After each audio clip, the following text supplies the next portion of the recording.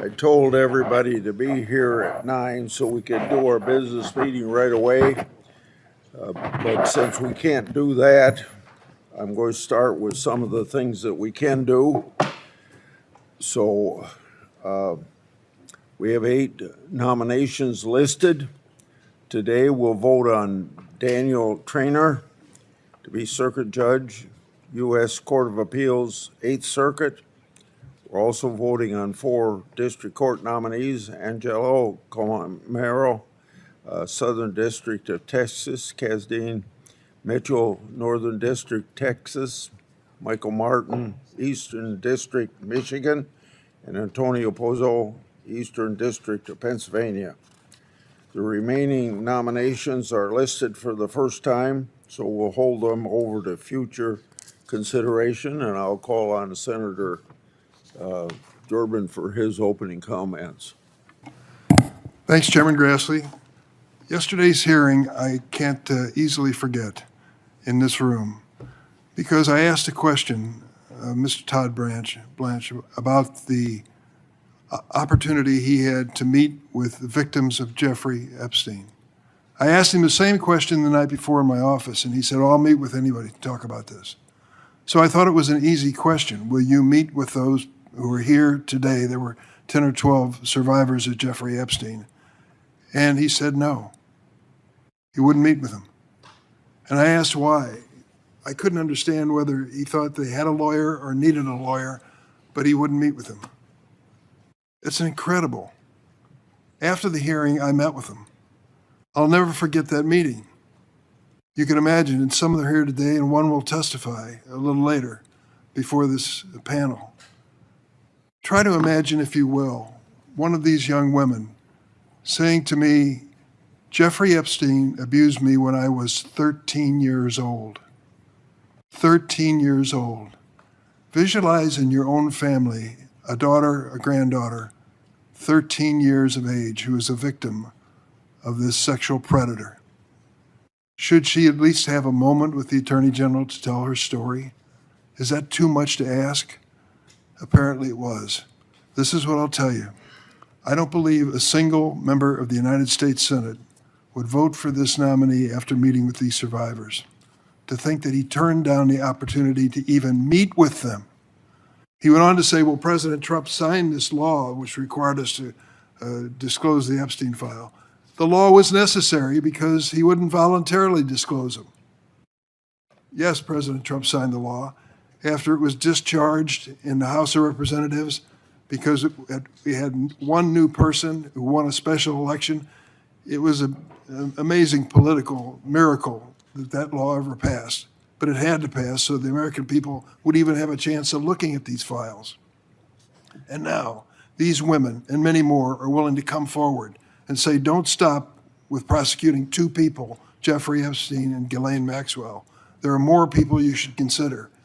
And yet the man who would be Attorney General of the United States said he wouldn't meet with them, wouldn't listen to him. That isn't right. That is just plain wrong as far as I'm concerned. And secondly, let me tell you what.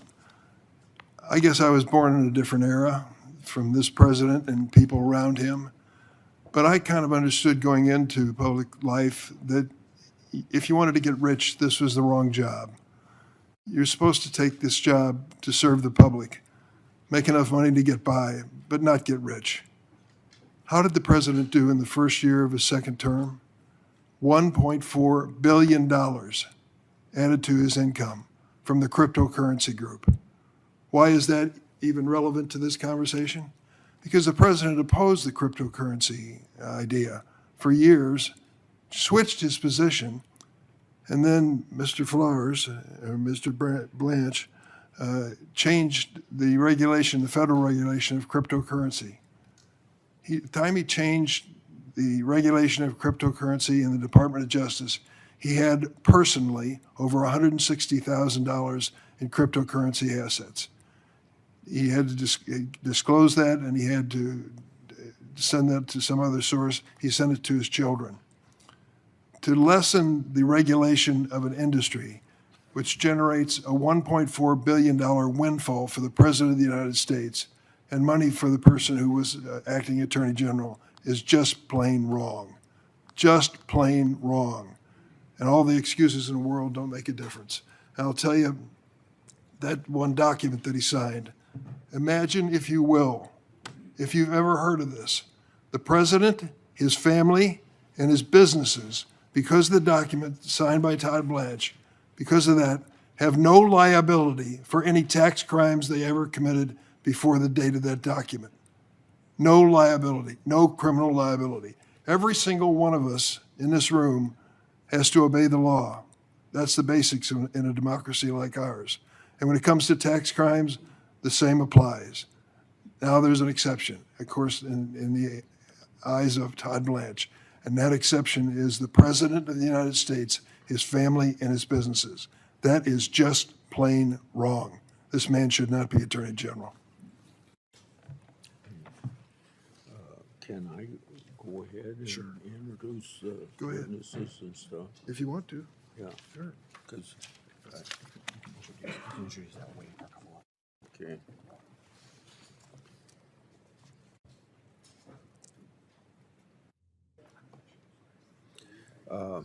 I'd like to enter into the record an article written by former Attorney General Bill Barr. His article urges the Senate to confirm Mr. Blanche.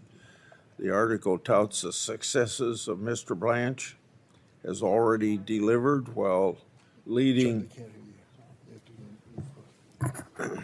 already leading the Department of Justice. It further stated, quote, Mr. Blanche has necessary qualities for the job.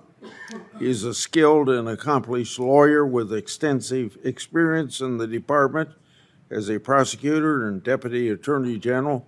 Throughout his career, he has shown the personal determination, discipline, and thick skin this position demands, end of quote.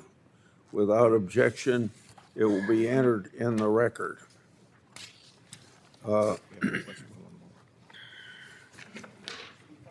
I'd like to also introduce a letter from the Concerned Women for American Legislative Action Committee. The group represents hundreds of thousands of women nationwide. The letter praised Mr. Blanche and stated, quote, Mr. Blanche, extensive experience, proven character, and wise judgment make him an outstanding pick that the women I represent are proud to support. I would just go to, we're waiting for two, so I would just say go ahead and do the witness introductions, so starting on this page. Okay. Well, we'll need to have them come to the table. Yes, you can go ahead. You can just ask them to go ahead and come up to the table. What? You can ask them to go ahead and come up to the table, but we don't swear them in yet. As I indicated to everybody in the audience, everybody was supposed to be here at 9 o'clock and everybody isn't here. And we don't have a lot of time to waste. So I would ask the witnesses if they would come to the table, and I would like to read your introductions. And then swear them too. No, we'll do that after. We'll do that when we go to the hearing. Okay. Please be seated, and we won't be questioning you right away, but I'd like to take this time to introduce you. First, a person when he was in the United States Senate, a person that I worked closely with, John Ashcroft. You know, he served as United States Attorney General under George W. Bush. He led the Justice Department's anti-terrorism efforts after 9/11. Mr. Ashcroft previously served for over 2 decades as Missouri's Attorney General, Governor, and then Senator. He's since founded a consulting firm and serves as Distinguished Professor at Regent University. Mr. Ashcroft understands how to lead the Justice Department free from political influence Indeed, Senator Schumer once praised Mr. Ashcroft, quote, "fidelities to the rule of law," end of quote. I look forward to hearing his perspective on Mr. Blanche's qualifications to lead the department. Next, I would introduce Jennifer Boss. Ms. Boss is an angel mom, a title that no mother should ever have to bear. She suffered an unimaginable loss. Ms. Boss's daughter, Megan, was discovered in a dumpster belonging to an illegal immigrant. The man was arrested, but within 24 hours, he walked free. The sanctuary city and soft on crime policies of her home state failed to protect her daughter or deliver justice to the families. Ms. Boss had no recourse until President Trump learned of the case and ensured that the man was detained by ICE. Sadly, Ms. Boss knows firsthand how important it is to have Justice Department that listens to victims, pursues justice, and works to protect communities. Ms. Boss, I'm very sorry for your loss. I'm grateful for your testimony today. We also have John Edler, president of the Federal Law Enforcement Officers Association Foundation. He was a first responder at Ground Zero on 9/11 and has decades of experience in law enforcement. For years, he served as the chief firearms and tactical training instructor of the Southern District of New York. While at that position, Mr. Adler met and observed Mr. Blanche's diligent work firsthand. Mr. Adler previously served as director of the Bureau of Justice Assistance. Based on that experience and his decades in law enforcement, Mr. Adler now advocates for officers in the field. I look forward to learning his experience and perspective on Mr. Blanche's efforts to support law enforcement. And now, Senator Durbin, would you please introduce your guest? Thank you, Mr. Chairman. Let me say at the outset, at your request, I'm trying to accommodate the attendance issue, which we both struggle with as you as chairman and me as ranking member. And one of my witnesses, minority witnesses, has not arrived yet. She was told it'd be a little bit later, we would start that. So I'm going to introduce her, and when she arrives, she'll take to the table and be sworn in by you, okay? Okay. All right. Thank you. The first minority witness is Danny Bensky. I met her yesterday. Ms. Bensky is a choreographer and dance educator. She's also a survivor of abuse by convicted sex trafficker Jeffrey Epstein, to whom she was trafficked when she was 17 years old. Ms. Bensky will tell us when she comes how, due to the carelessness of the Justice Department, graphic details of her abuse, as well as her identity, were released many times, despite her efforts to redact her information. She says that she, quote, "won't stop fighting until the world is safer." I thank her for her courage, and I hope she arrives soon because of the change in plans. We've had some confusion. My second witness, the second minority witness, is Elizabeth Oyer. Thank you for being here.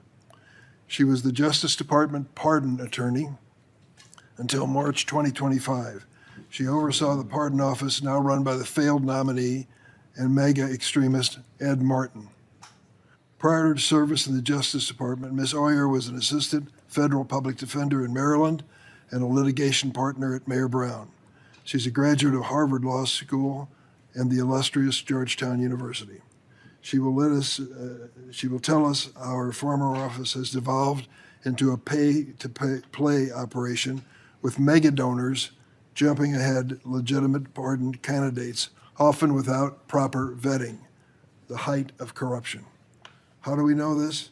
Ms. Oyer was fired by Mr. Blanche just days after he took office for refusing to restore gun ownership rights to one of the president's personal friends, convicted domestic abuser and actor Mel Gibson. I yield, Mr. Chairman. Yeah. Now back to the work of our committee. We have one more member to get here. In the meantime, I want to enter into the record 9 letters supporting Mr. Blanche's nomination from major law enforcement organizations. Combined, these organizations represent hundreds of thousands of law enforcement officers from around our country who work every day to uphold the rule of law. The letters all praise Mr. Blanche's qualifications to serve as Attorney General and his collaboration with law enforcement Americans to keep everybody safe. One letter states this, so I quote, "We believe Mr. Blanche's leadership will help ensure that the Department of Justice remains focused on public safety, the rule of law, and providing unwavering support for law enforcement professionals who risk their lives daily to protect our families and communities." And to quote, "Without objection, these will be entered in the record." Then also I want to introduce into the record a letter supporting Mr. Blanche's nomination from 23 state attorneys general. The letter praises the Justice Department's success under Mr. Blanche's leadership in combating violent crime, enforcing our immigration laws, ending race-based discrimination, prosecuting criminal enterprises, and rooting out fraud against taxpayers. The letter goes on to state, quote, "At a time when Americans expect their government to protect communities from violent crime, narcotics trafficking, human trafficking, terrorism, and organized criminal activity, Todd Blanche has shown the ability to deliver real results. His record reflects a commitment to public safety, vigorous enforcement of federal law, and effective stewardship of the Department of Justice," end of quote. Without objection, those letters will be entered into the record. Would you like to make your speeches on judges now? I only have one or two, if you'll. Why don't you go ahead and do it? Okay. We've got to wait for Tillis. Okay. We're still waiting on one, Senator? Yeah. Okay. Well, this is a little out of sequence, but I'm trying to cooperate on a bipartisan basis. Report that. Say a word about Daniel Traynor, nominated to be the U.S. Court of Appeals for the Eighth Circuit. Prior to his confirmation for District Court Justice, Judge Traynor showed his true colors when it came to MAGA issues. After he was confirmed, he had a chance to show whether he would be a neutral arbiter on the bench. Unfortunately, he's not demonstrated that.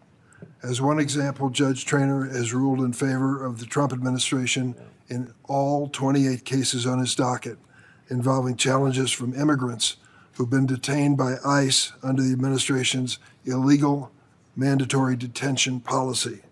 That includes 7 habeas corpus petitions Traynor volunteered to preside over in the District of Minnesota following Operation Metro Surge.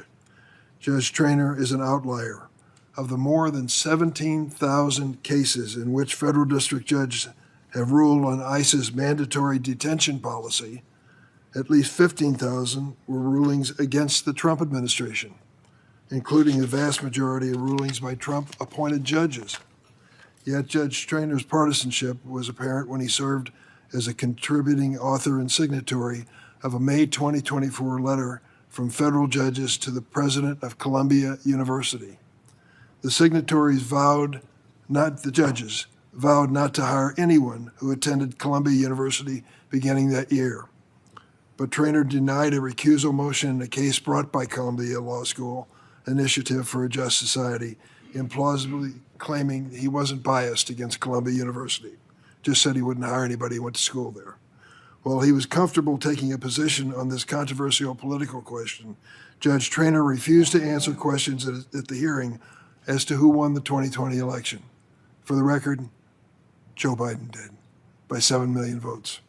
It's very clear that Judge Traynor seeks to remain in good graces of the president at the cost of his own independence. I urge my colleagues to oppose him.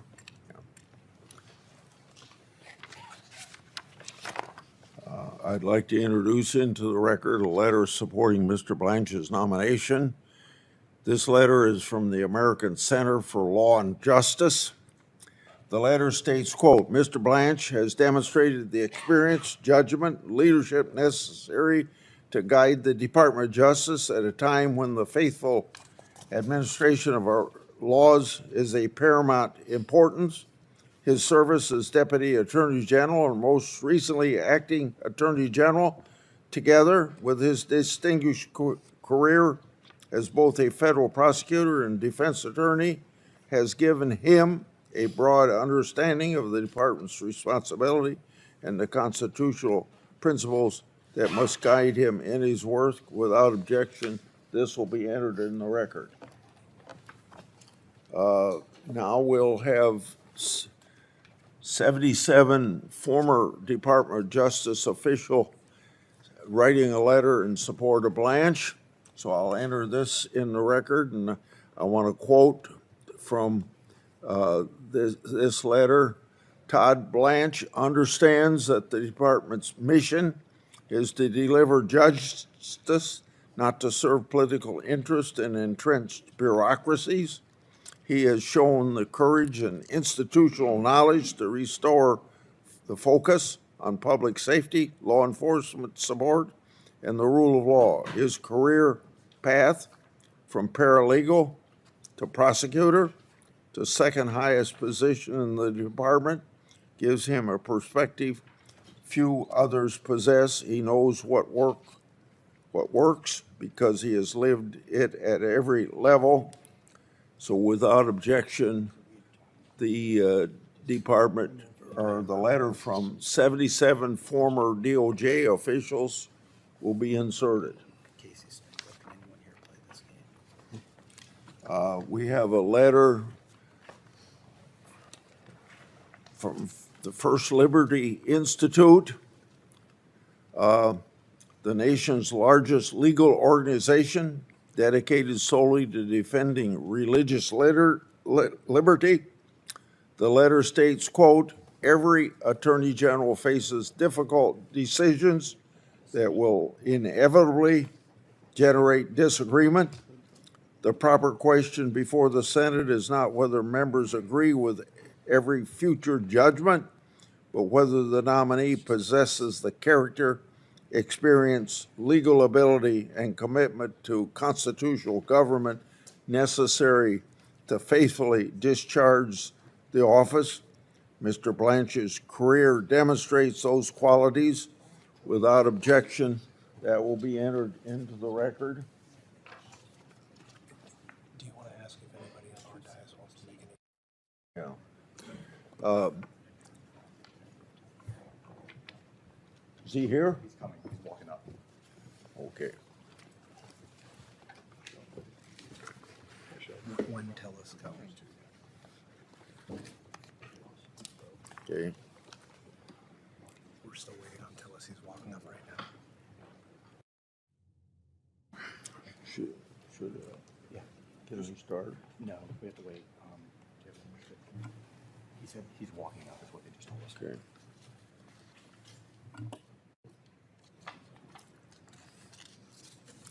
We now turn to the nomination. Wait, not yet, not yet. Here, let's read that one. He's almost here. Okay. Now I have one other letter to enter into the record by Rabbi Jacob Teitelbaum.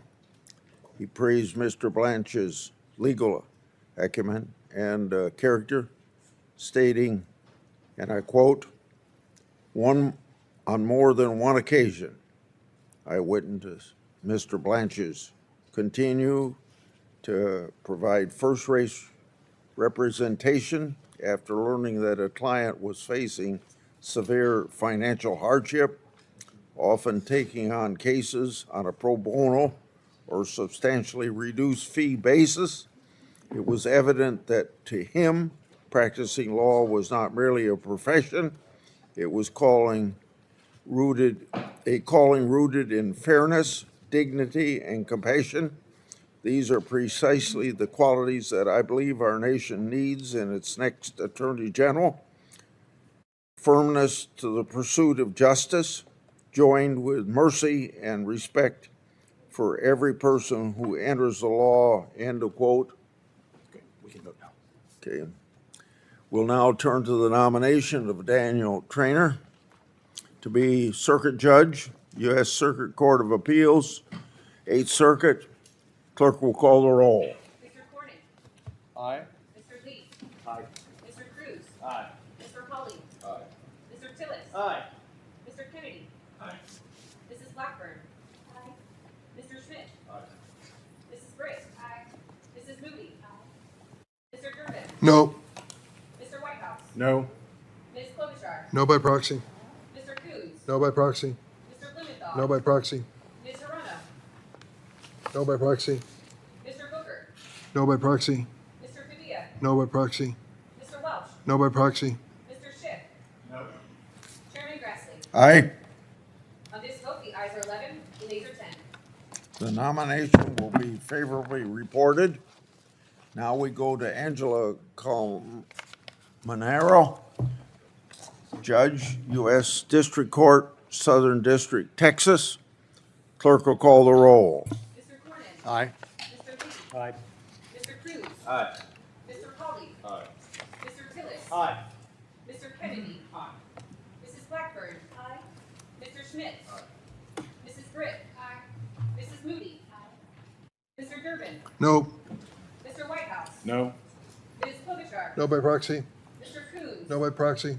Mr. Blumenthal. No by proxy. Ms. Hirono. No by proxy. Mr. Booker. No by proxy. Mr. Padilla. No by proxy. Mr. Welch. No by proxy. Mr. Schiff. No. Chairman Grassley. Aye. On this vote, the ayes are 11, the nays are 10. The nomination will be reported. Now we have Casdine Mitchell, Judge, District Court, Northern District, Texas. Clerk will call the roll. Mr. Cornyn. Aye. Mr. Lee. Aye. Mr. Cruz. Aye. Mr. Pauly. Aye. Mr. Tillis. Aye. Mr. Kennedy. Aye. Mrs. Blackburn. Aye. Mr. Schmidt. Aye. Mrs. Britt. Aye. Mrs. Moody. Aye. Mr. Durbin. No. Mr. Whitehouse. No. Ms. Klobuchar. No by proxy. Mr. Coons. No by proxy. Mr. Blumenthal. No by proxy. Ms. Hirono. No by proxy. Mr. Booker. No by proxy. Mr. Padilla. No by proxy. Mr. Welch. No by proxy. Mr. Schiff. No. Chairman Grassley. Aye. On this vote, the ayes are 11, the nays are 10. Mitchell will be reported to the Senate floor. Now we have the nomination of Michael Martin, District Court, Eastern District of Michigan. Clerk will call the roll. Mr. Cornyn. Aye. Mr. Lee. Aye. Mr. Cruz. Aye. Mr. Pauly. Aye. Mr. Tillis. Aye. Mr. Kennedy. Aye. Mrs. Blackburn. Aye. Mr. Schmidt. Aye. Mrs. Britt. Aye. Mrs. Moody. Aye. Mr. Durbin. Aye. Mr. Whitehouse. Aye. Ms. Klobuchar. No by proxy. Mr. Coons. No by proxy. Mr. Blumenthal. No by proxy. Ms. Hirono. Yes. Mr. Booker. No by proxy. Mr. Padilla. No by proxy. Mr. Welch. No by proxy. Mr. Schiff. Aye. Chairman Grassley. The nomination will On this vote, the ayes are 14, the nays are 7. The nomination will be favorably reported. Now, the last one is Antonio Pozzo, Eastern District, Pennsylvania. Clerk will call the roll. Mr. Cornyn. Aye. Mr. Lee. Aye. Mr. Cruz. Aye. Mr. Pauly. Aye. Mr. Tillis. Aye. Mr. Kennedy. Aye. Mrs. Blackburn. Aye. Mr. Schmidt. Mrs. Britt. Aye. Mrs. Moody. Aye. Mr. Durbin. Aye. Mr. Whitehouse. No. Ms. Klobuchar. No by proxy. Mr. Coons. No by proxy. Mr. Blumenthal. No by proxy.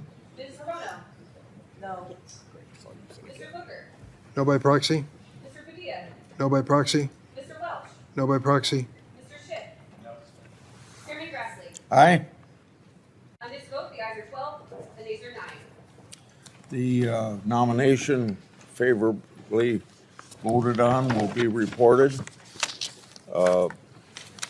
We will, this ends our business meeting. Now I call the hearing to order. I would like to have the witnesses, would you please stand, because we swear each in at every meeting. Do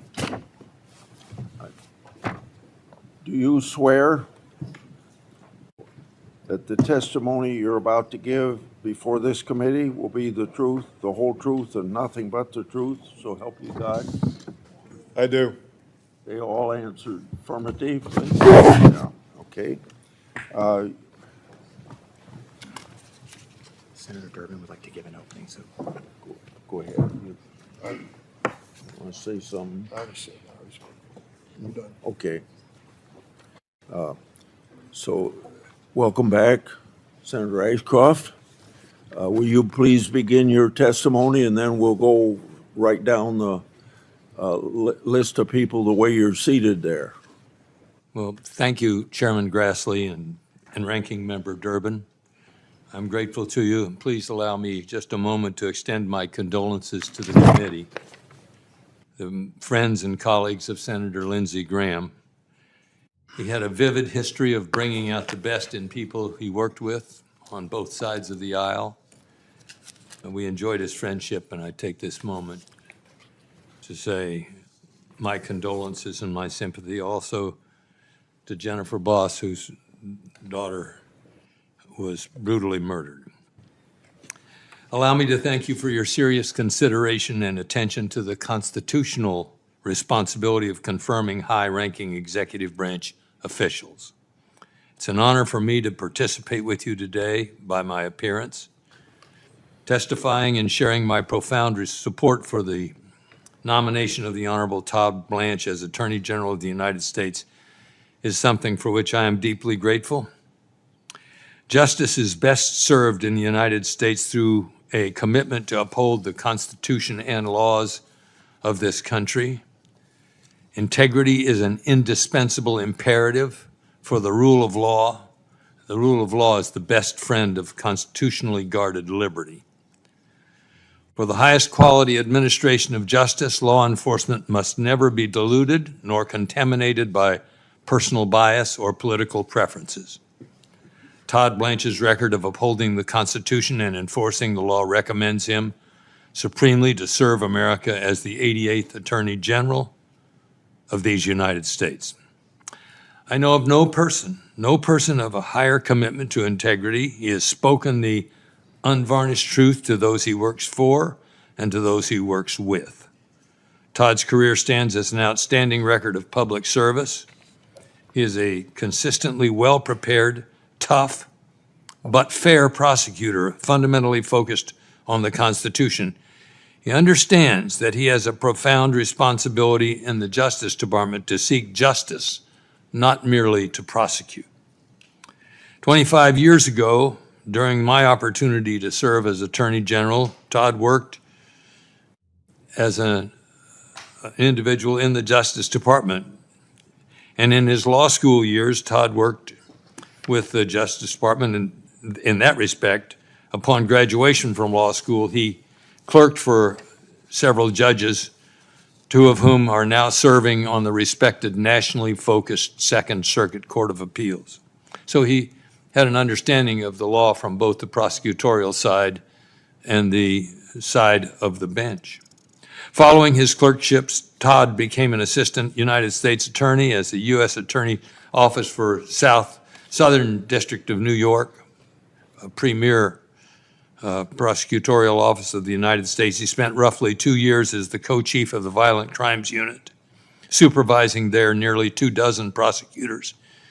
Then served as the co-chief of the office's White Plains Division, where he presided over a wide span of work: public corruption, securities and bank and wire fraud, federal programs fraud, Medicare fraud, RICO, and violent crime. Today, as Deputy Attorney General and Acting Attorney General, Todd energizes the roughly 115,000 employees from across Maine Justice, the FBI, the DEA, the U.S. Marshals Service, ATF, and 93 U.S. Attorney's offices that span the United States.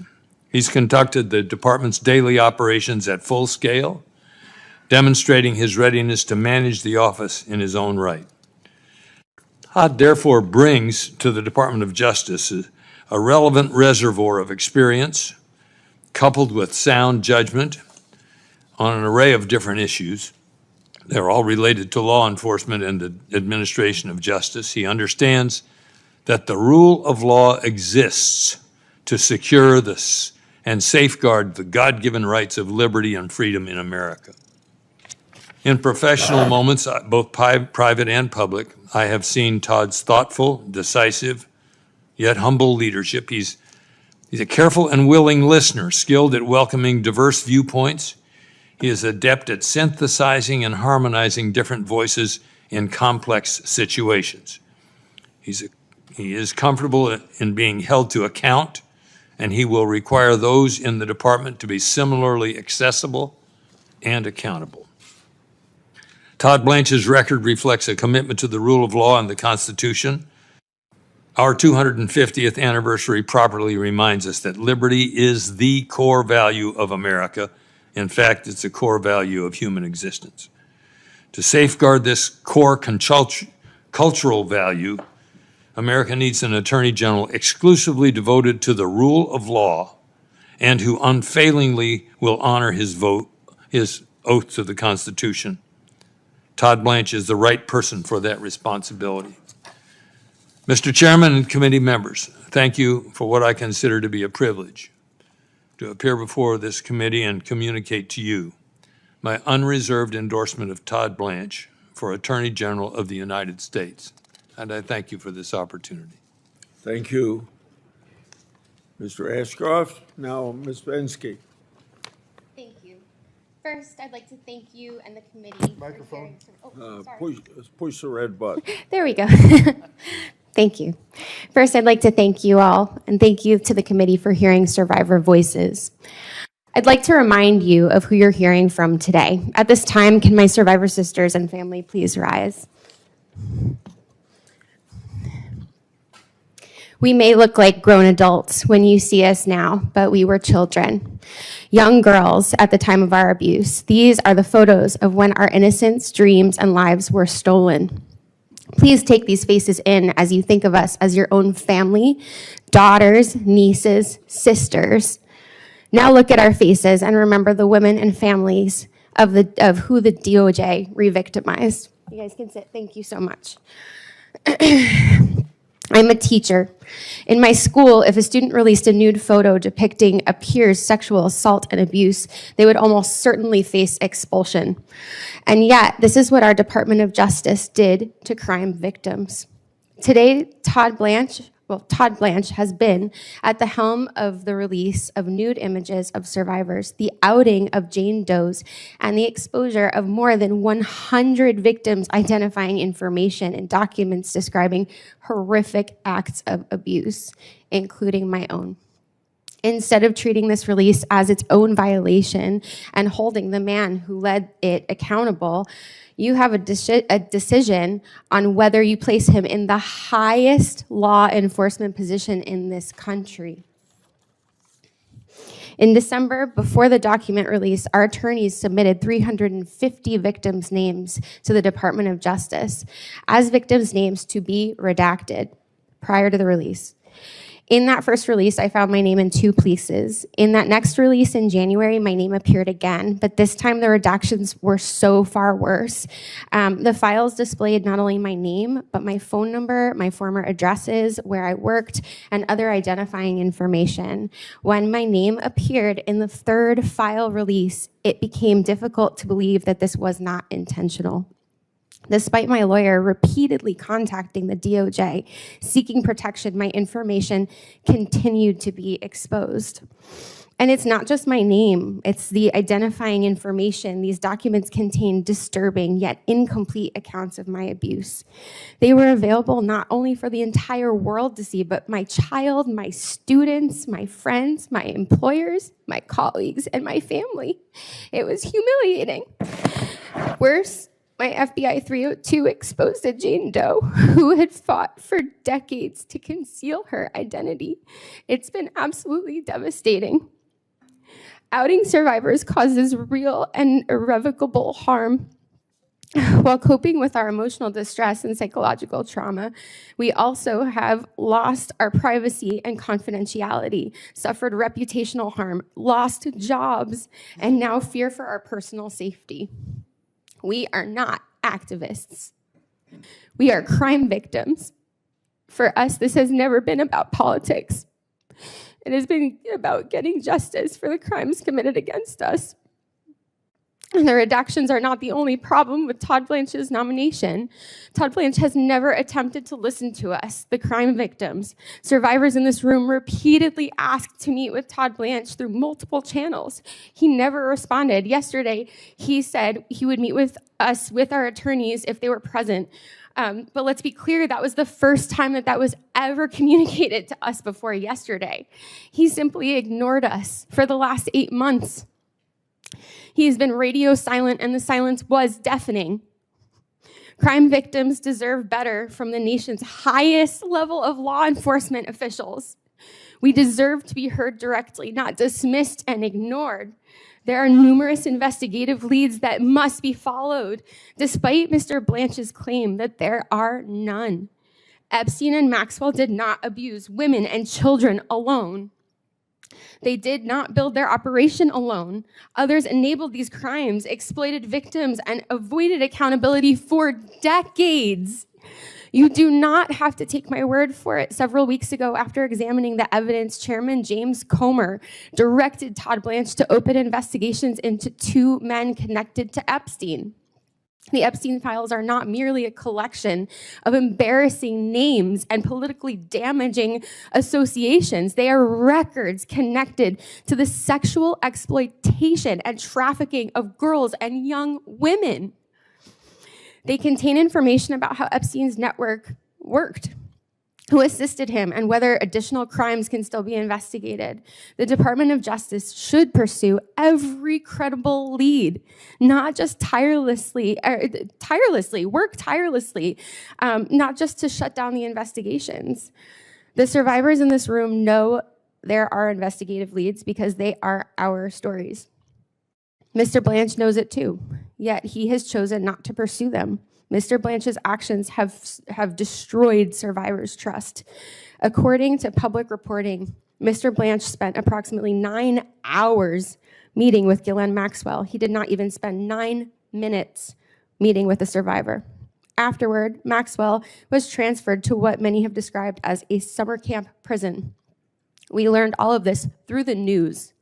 Imagine what that feels like as a survivor to sit there if you were exploited by Ghislaine Maxwell and you're hearing this for the first time with no explanation, no outreach, and no transparency from your government. And to add insult to injury, the information that Todd Blanche gathered in the White House Situation Room last summer to curb the political fallout from the Epstein files was absolutely abhorrent. Instead of following investigative leads, our government treated and continued to treat this as a political crisis that needs to be managed.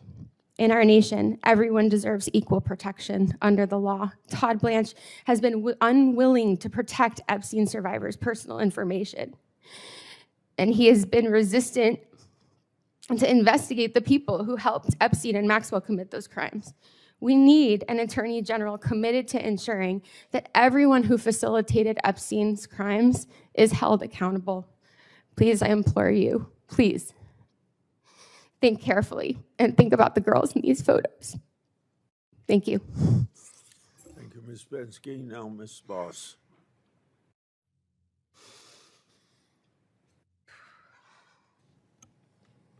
Thank you, Chairman Grassley. Is it on?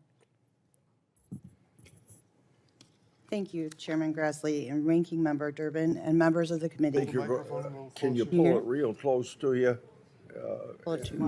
There. Yeah, I think that's right. My name is Jennifer Boss. I live in Antioch, Illinois. I'm the mother of an angel named Megan Boss, and I'm here because my daughter's tragic and gruesome death has exposed catastrophic failures in immigration enforcement and drug trafficking policies. The investigation into her death continues, but one truth is painfully clear. Dangerous gaps in our system allowed an illegal alien to exploit our laws, and my daughter paid the ultimate price. Losing Megan and then being forced to navigate multiple broken systems while drowning in grief taught me that policies carrying life or death consequences cannot remain political talking points. That's why I've tried, despite the most intense heartache anyone can ever experience, to speak locally and nationally about the four crises that compounded our tragedy: illegal immigration, sanctuary policies, the fentanyl crisis, and cashless bail. I'm so grateful that the whole of this administration, with Todd Blanche leading the DOJ, has prioritized all four of these issues. I'm asking the committee not to wait until another mother is sitting where I am. Confirm Todd Blanche. He is a leader who will uphold the law, honor victims, confront dangerous criminal organizations, and fight to give other American families the safety and lasting protection that came too late for mine. I couldn't save my daughter, but Todd Blanche is Attorney General. He might save yours, because next time it could be your child. It could be your family. It could be you. This can happen to anyone. We must have leaders that are willing to act before the next life is taken. Leaders that are willing to confront the failures instead of explaining them away. Leaders like Todd Blanche. Megan was my firstborn. She was a mom and a sister and an aunt, loyal friend. She was bubbly and funny. She loved to be silly. Sorry. She was extraordinarily creative. And she was blessed with a spirit that just lit up the room. In February of 2025, Megan disappeared. For 51 days, our family lived in the most unbearable agony. Day after day, I did everything I could think of to search for her. Instead of bringing Megan home, our search ended with the most unbearable truth a mother could ever be forced to face.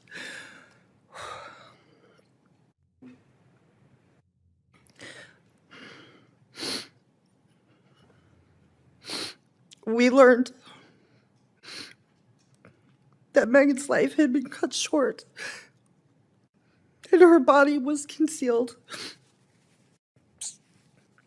stuffed upside down in a garbage can filled with bleach by an illegal alien that had no right to be here. Again, she was stuffed upside down in a garbage can for 51 days, soaking in bleach.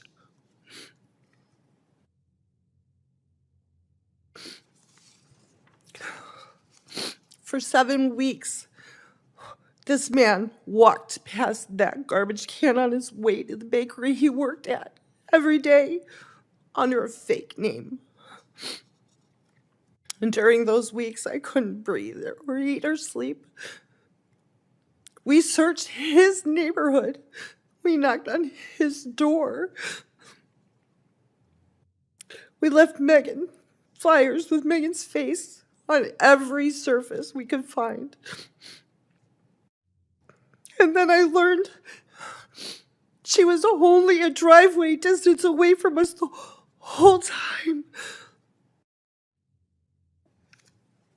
Excuse me.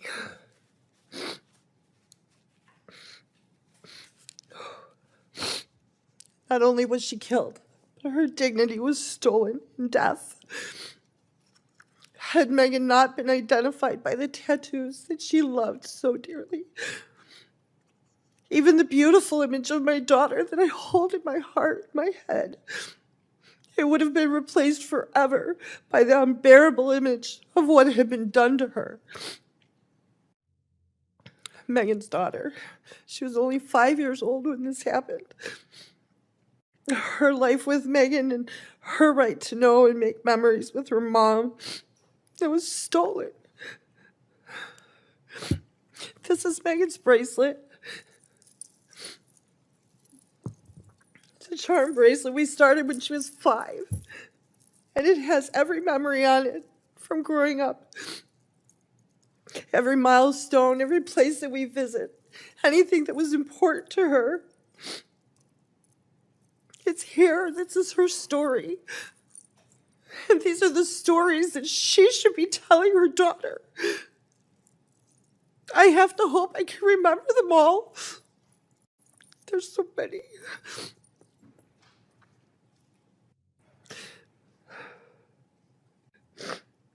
My husband and I, we won't be retiring like we imagined, of course, because we have to pray that we live long enough to raise her little girl into adulthood. And this is because our laws that we already have aren't enforced. This is why victims don't care about partisan victories. We care whether the dangerous criminals and drug traffickers and cartels are stopped before another loved one is buried and another family's life is shattered. Right now, governors and local officials enact sanctuary protections, cashless bail policies, and identification laws that undermine federal enforcement and create dangerous public safety loopholes. A criminal that's released under a reckless local policy does not remain inside that city or state. He can cross into yours. Megan's perpetrator was released the day after he was arrested. Do you want him as your neighbor? Angel families have told me how they've been entirely abandoned and ignored by the government. Our children and our families were politically inconvenient. Some of these angel families have been asking for someone to listen to the stories and learn from what's happened to us for more than 25 years.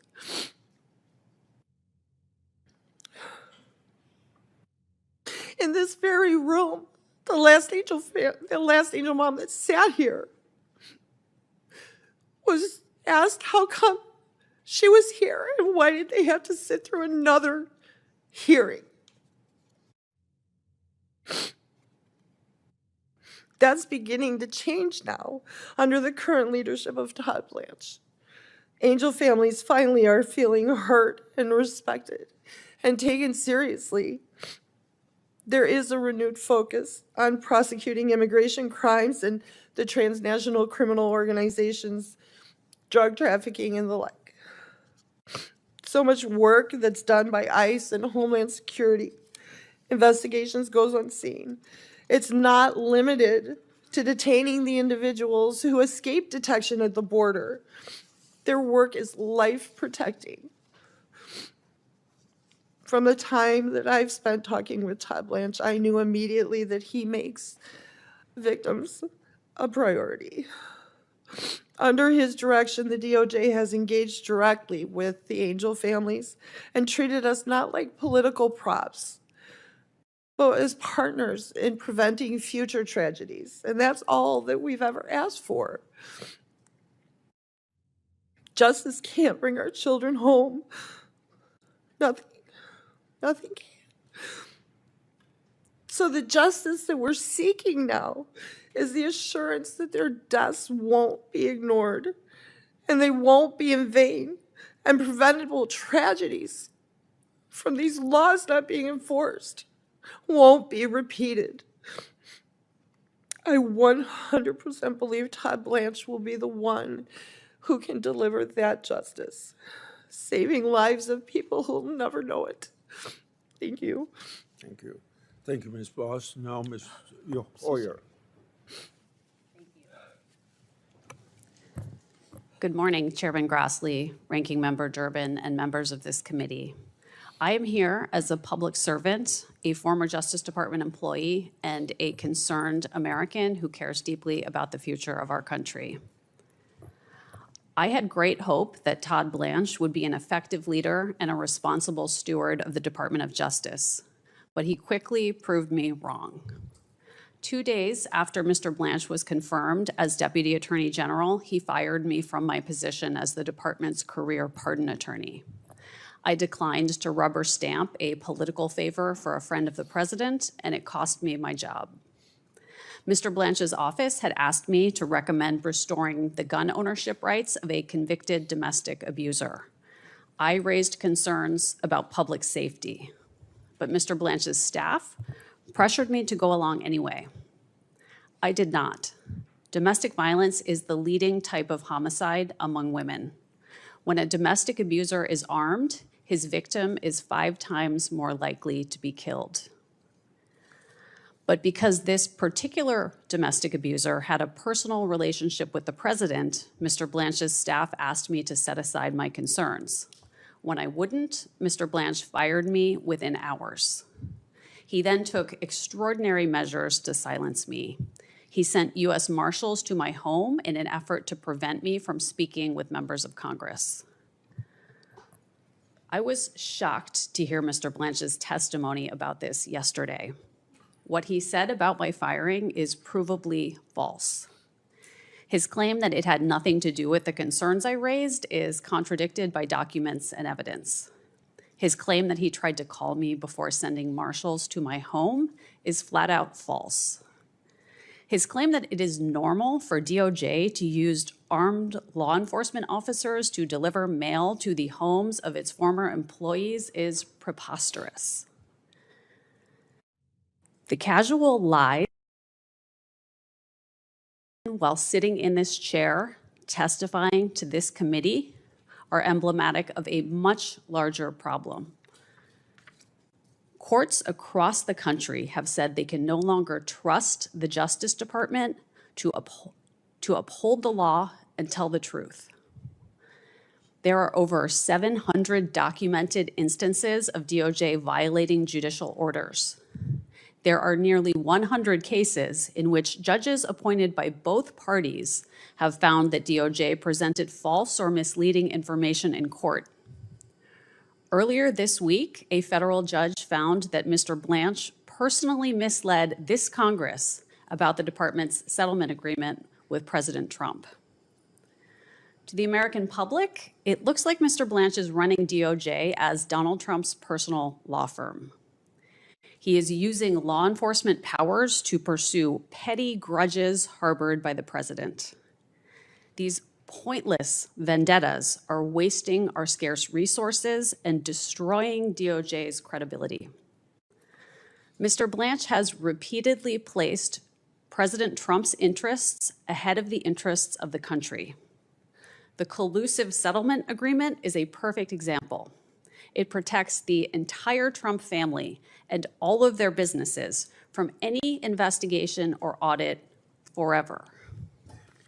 It gives away nearly $2 billion of our money for no reason at all. It is a windfall for the president and his allies at the expense of the American people. A court found that signing this agreement was a betrayal of Mr. Blanche's duty to zealously represent the interests of the United States.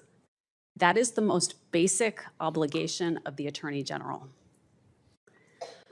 Mr. Blanche said yesterday that the settlement fund is dead. It is not. That is Contract Law 101. Mr. Trump or his sons could seek to enforce it at any time. Mr. Blanche gave bizarre excuses for not meeting with Jeffrey Epstein's victims. Yet he spent 2 days personally eliciting testimony from Ghislaine Maxwell, Epstein's partner in crime. After this imprisoned sex trafficker made statements claiming to exonerate the president, she was moved to a minimum security camp. That is a grievous breach of DOJ policy. It is an abuse of Mr. Blanche's office. It is a terrible betrayal of Epstein and Maxwell's victims.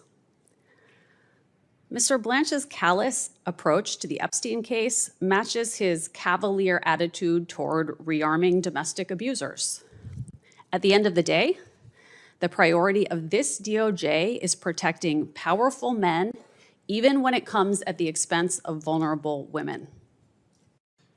What Mr. Blanche is doing is dangerous. Earlier this week, 2 Supreme Court justices sat here and testified about the terrifying threats that judges are facing in this country. Meanwhile, Mr. Blanche is fueling those threats by attacking judges who rule against the administration and declaring a war against the courts. These are not partisan concerns. Americans across the political spectrum rely on DOJ to keep us safe and free. Mr. Blanche has shown that he is willing to put all of that at risk to serve a political agenda. I beg the members of this committee to think about what this is costing our country. Please do not degrade our justice system further by promoting Mr. Blanche. Thank you. Thank you, Ms. O'Hara. Now, Mr. Adler. Good morning, Chairman Grassley, Ranking Member Durbin, and distinguished members of the Senate Judiciary Committee. My name is John Adler, and I appear before you today in my personal capacity to provide testimony in support of the nomination of the Honorable Todd Blanche to serve as the United States Attorney General. I respectfully offer my perspective both as a former colleague of Acting Attorney General Blanche and as a national law enforcement organization leader. My experience in law enforcement spans over 30 years, and I was honored to serve under 10 attorney generals as a federal law enforcement officer.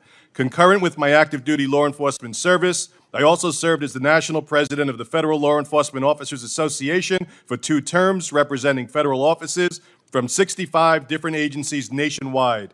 As a volunteer law enforcement leader, I had and continue to have the privilege of serving with the leaders of the largest national law enforcement organizations, including the FOP, NAPO, NSA, IACP, and others. I have dedicated my life towards making it safer for those who serve and supporting innovative approaches towards augmenting both officer and public safety, which are intertwined. As a career tactical instructor, I emphasize marrying tactical proficiency with compassion and civility. Within a legal context, I am convinced that Acting Attorney General Blanche exudes this. When I joined the U.S. Attorney's Office in April 2001, I met an incredibly intelligent and highly motivated paralegal by the name of Todd Blanche. My first impression of then paralegal Blanche was that he moved like a football fullback, carrying the federal criminal statutes book under his arm as he charged through the revolving doors. It didn't take long for me to figure out why all the prosecutors were so friendly with Mr. Blanche. They all wanted him on their trial teams. It was clear from the beginning that paralegal Blanche had a passion for prosecuting violent crimes. He later became an assistant U.S. attorney, and his amazing work ethic and passion for combating violent crime were unparalleled for a new AUSA. AUSA Blanche exuded the speak softly but carry overwhelming evidence demeanor. It was no surprise to anyone at the office that AUSA Blanche ultimately became the co-chief of the Violent Crimes Unit. It was clear that Unit Chief Blanche was fully committed to litigating violent crime cases in furtherance of public safety. For context, I want to emphasize that the Acting Attorney General began his paralegal and prosecutorial career in an office that was predominantly represented by AUSAs with different political views. What impressed me during my 16 years with the U.S. Attorney's Office was the unified commitment to the rule of law, irrespective of political affiliation. I am absolutely convinced that if confirmed as the Attorney General, Acting Attorney General Blanche will carry forward that spirit and unwavering commitment to the rule of law. During the terrorist attacks on September 11, 2001, the U.S. Attorney's Office in the Southern District of New York was located in the hot zone in New York City. While we often hear the Acting Attorney General speak of the extraordinary bravery of first responders who run forward into harm's way, he exuded that charge-forward spirit during the challenging days following 9/11. I have profound respect for his service-above-self spirit then, and it has only grown. Moving forward to Deputy Attorney General Blanche's tenure as the Acting Attorney General, his outreach and engagement with law enforcement nationwide has been extraordinary. Same can be said for his 24/7 staff. In speaking with my fellow national law enforcement organization leaders, it is clear that they have great respect for the Acting Attorney General and appreciate his commitment to backing the blue. Acting Attorney General Blanche has demonstrated a strong commitment to officer safety and ensuring that all law enforcement officers have the same protection under the law. According to the FBI's recent annual report, 90,000 law enforcement officers were assaulted in 2025. That represents a 10-year high. Acting Attorney General has made clear that his department will stand by law enforcement and support the prosecution of anyone who assaults a law enforcement officer. Civility does not work when it's one-sided. He has earned the respect and admiration of officers nationwide. In terms of civility, Acting Attorney General Blanche has distinguished himself during the substantial time he spent with all the national law enforcement organizations during National Police Week. In particular, the time he spent with the concerns of police survivors, which are the survivors of our heroes killed in the line of duty, was heartfelt and riveting. Much like his powerful support for our angel families, Acting Attorney General Blanche is equally supportive of the surviving family members of our fallen heroes. And I have no doubt he will continue that as he prioritizes the safety of all Americans. As the father of a beautiful teenage daughter, I worry about her safety every day. I expect our government leaders to do everything they can to support a safe and just quality of life for all our children. That should be an unbreakable priority. I sleep well knowing that my daughter's safety and all Americans are an unwavering priority for Acting Attorney General Blanche and his team. Under his leadership and through the dedication of all law enforcement officers, violent crime continues to be driven down. We must sustain these powerful results, and we need Acting Attorney General Blanche to be confirmed as our nation's chief law enforcement officer. Throughout my law enforcement career, I wore and continue to wear a pendant that has John 15:13 inscribed. Greater love hath no one than this, to lay down one life for a friend. I am absolutely convinced that the Acting Attorney General Blanche, will exude that spirit of the Scripture and do everything he can to protect the safety of all Americans by following the rule of law. I therefore respect that the committee set aside any political differences, demonstrate its unwavering commitment to both officer and public safety, and vote to confirm Acting Attorney General Blanche as the next Attorney General. Thank you. Thank you. Ms. Boss, first of all, thank you for your courage coming forward. You know how important it is to have effective leadership in pursuing justice. I think you've answered my question in your last 2 minutes of your testimony, but I'd like to give you an opportunity to say it once again, how you feel about Mr. Blanche and the prospects of his continued leadership at the Justice Department. Thank you, Chairman. I feel like we have already seen what has come out of the Justice Department as far as the prosecutions of the drug trafficking, the cartels. He is following up the hard work of the men and women that are in our the ICE agents, CBP, and he's prosecuting those dangerous criminals, and that is making a difference. Okay, thank you very much. Now, Ms. Oyer, we know the Biden administration was the most active pardoning administration in American history, 4,000 total acts of clemency. I think you were the pardon attorney on January the 17th, 2025, when President Biden granted more communications in a single day than any prior president had over that entire presidency. Is that right? I was the pardon attorney on that date, sir. Okay. Were you also the pardon attorney on December 23rd, 2024, when President Biden commuted 37 of 40 inmates on federal death row? Yes, sir, I was. Thank you for that. So I want to bring up some of these commutations. Thomas Sanders, who killed a 12-year-old girl, Lexus Roberts. He shot Lexus 4 times and slit her throat after the girl had witnessed him murder her mother. Did you object to President Biden's commuting his sentence? Sir, I'm not able to discuss the recommendations that I made to the president regarding acts of clemency. Can you speak Did you turn your microphone on? I believe it's on, sir. You were the pardon attorney, yeah.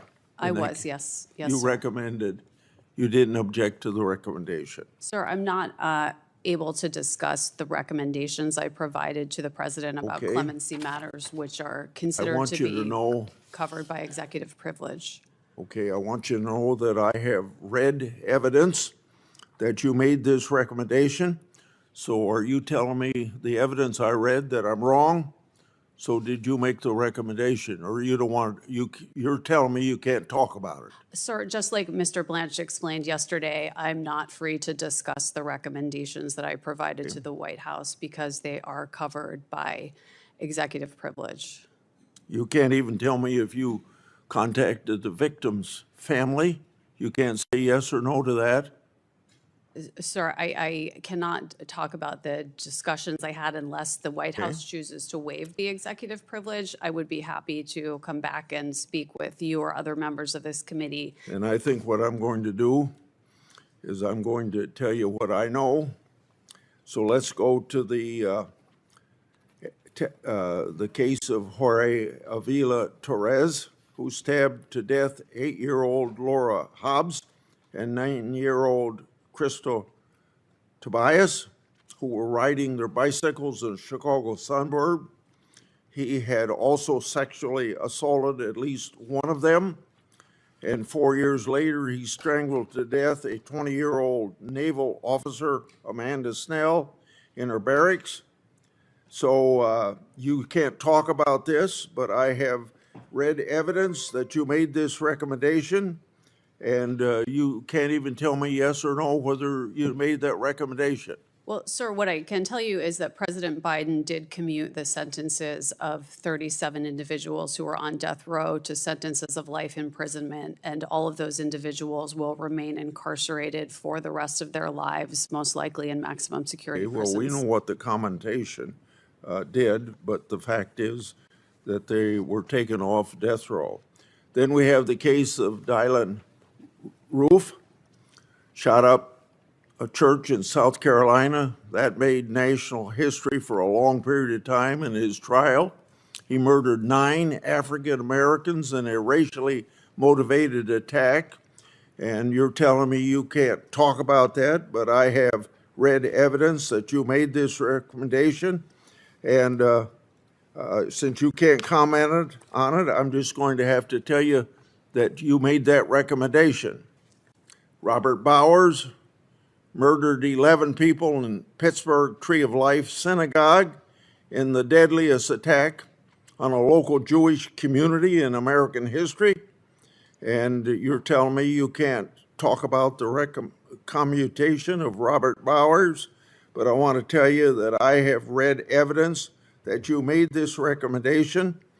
And then also Johar Tsarnaev planted bombs at the 2013 Boston Marathon, killing 3 and injuring hundreds in an act of terrorism. And you're telling me you can't talk about that, but I want you to know that I have read evidence that you made this recommendation. And it seems pretty, I'm going to give you a chance to react to it, but it seems pretty obvious that you were fired because the current Justice Department leadership disagreed with how you handled the pardons last administration. You want to respond? Sir, regarding these cases, these are absolutely horrific cases, and every one of the individuals you mentioned will remain incarcerated for the rest of their lives, most likely in a maximum security prison facility. As far as the reasons for my firing, I've been in litigation with the Justice Department for over a year about my firing, which was plainly illegal. And Mr. Blanche's comments in this room yesterday are the first time I have ever heard the explanation that I was fired because of recommendations I made to the prior administration about how to accomplish their clemency objectives. Mr. Blanche's Justice Department submitted a pleading to the Merit Systems Protection Board that stated that the facts about my firing were not in dispute. The facts, as I have been saying for 1 year plus, are that I was fired within hours of declining to make a recommendation that I believed was very dangerous. And Mr. Blanche's statement yesterday that it was for another another reason materialized out of thin air and has never been stated before. Okay. Mr. Ashcroft, you served this nation with distinction during your tenure as Attorney General.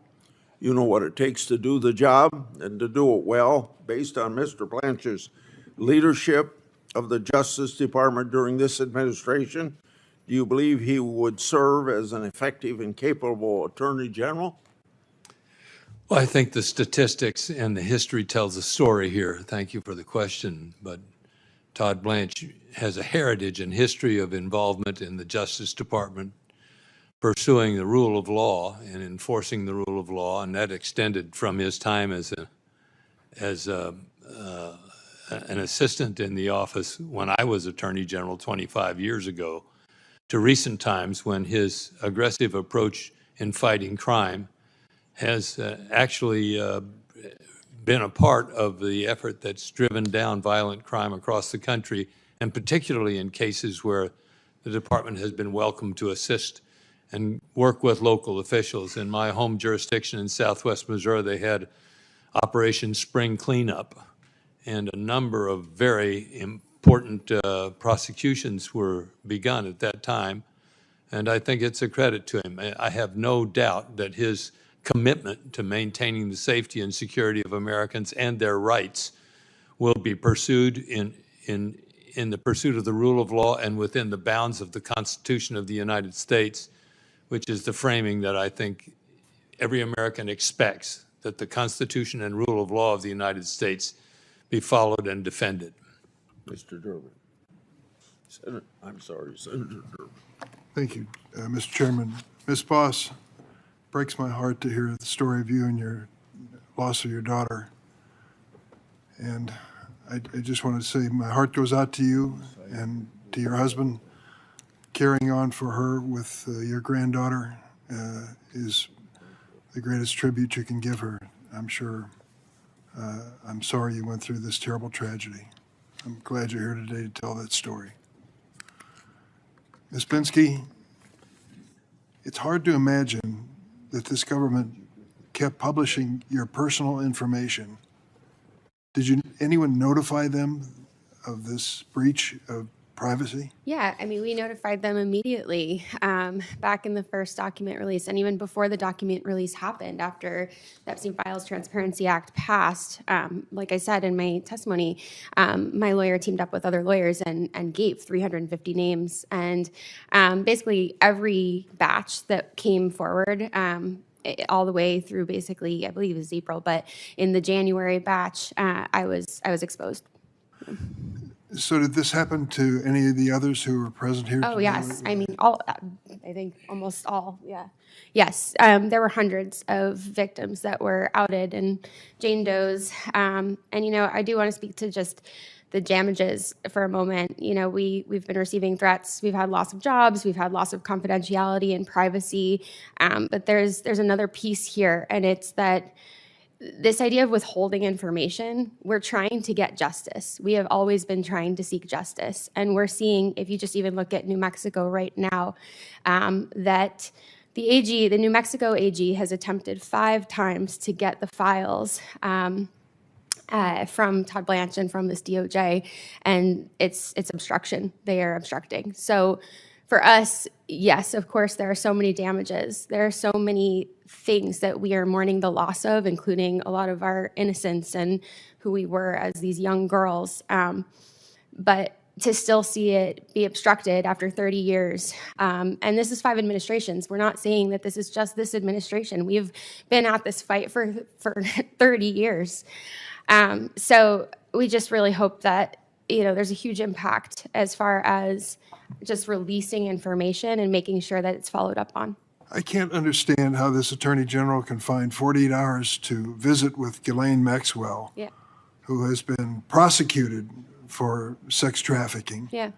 and can't find 30 minutes to meet with the survivors of that sexual predatory conduct. It's certainly not for lack of trying. We have tried in every way we know how to try. And then we did hear from him yesterday that he would sit with counsel. And I would say, I think many of us in this room would be interested in meeting with him today if we could. Many of the members of the committee will remember when we had the Olympic athletes in here who had been sexually abused, and the head of the FBI sat through their entire testimony to show his concern for what had happened to them and any wrongdoing by the Federal Bureau of Investigation. That, to me, was the right thing to do from both sides. Why in the world would Mr. Blanche at this point say he doesn't have the time? I couldn't understand his argument yesterday. He couldn't see you because you had a lawyer, or he couldn't see you because you didn't have a lawyer. Yeah, I think it was because we had a lawyer, but I think as a career prosecutor, we talk so much about Todd Blanche's credentials in this room, and we've heard a lot about them, and that's great. But I think as a career prosecutor, he should be salivating by this case, right? This case is it's gold for somebody that wants to prosecute. There are 6 million files. There are thousands of victims. And yet all we've seen is one perpetrator that died in prison. The other perpetrator is now in a minimum security penitentiary. And Todd Blanche believes that there are 0 investigations when he's already been told by members of the House that that is inaccurate. I'll just tell you point blank, I don't think his name should be called on the floor of the United States Senate until he meets with you. Yeah, I agree. It's not too much to ask. Set aside 2 hours, 4 hours, whatever it takes, so that there's clearly an effort by this government to get all the information. Yes. And make a judgment as to what to do with it. But to shun you and to snub you at this point, there's something else going on here. There's got to be, someone told me once in politics, there's always a good reason, and then there's always a real reason. What is the real reason why Todd Blanche does not want to meet with the survivors of Jeffrey Epstein? It appears from the outside reputational harm. And that is what I think is at the core of this, that he prioritizes the reputation of the administration over survivors of sexual abuse and of crime survivors in this country. Well, I hope the message goes out to all senators on both sides of the table.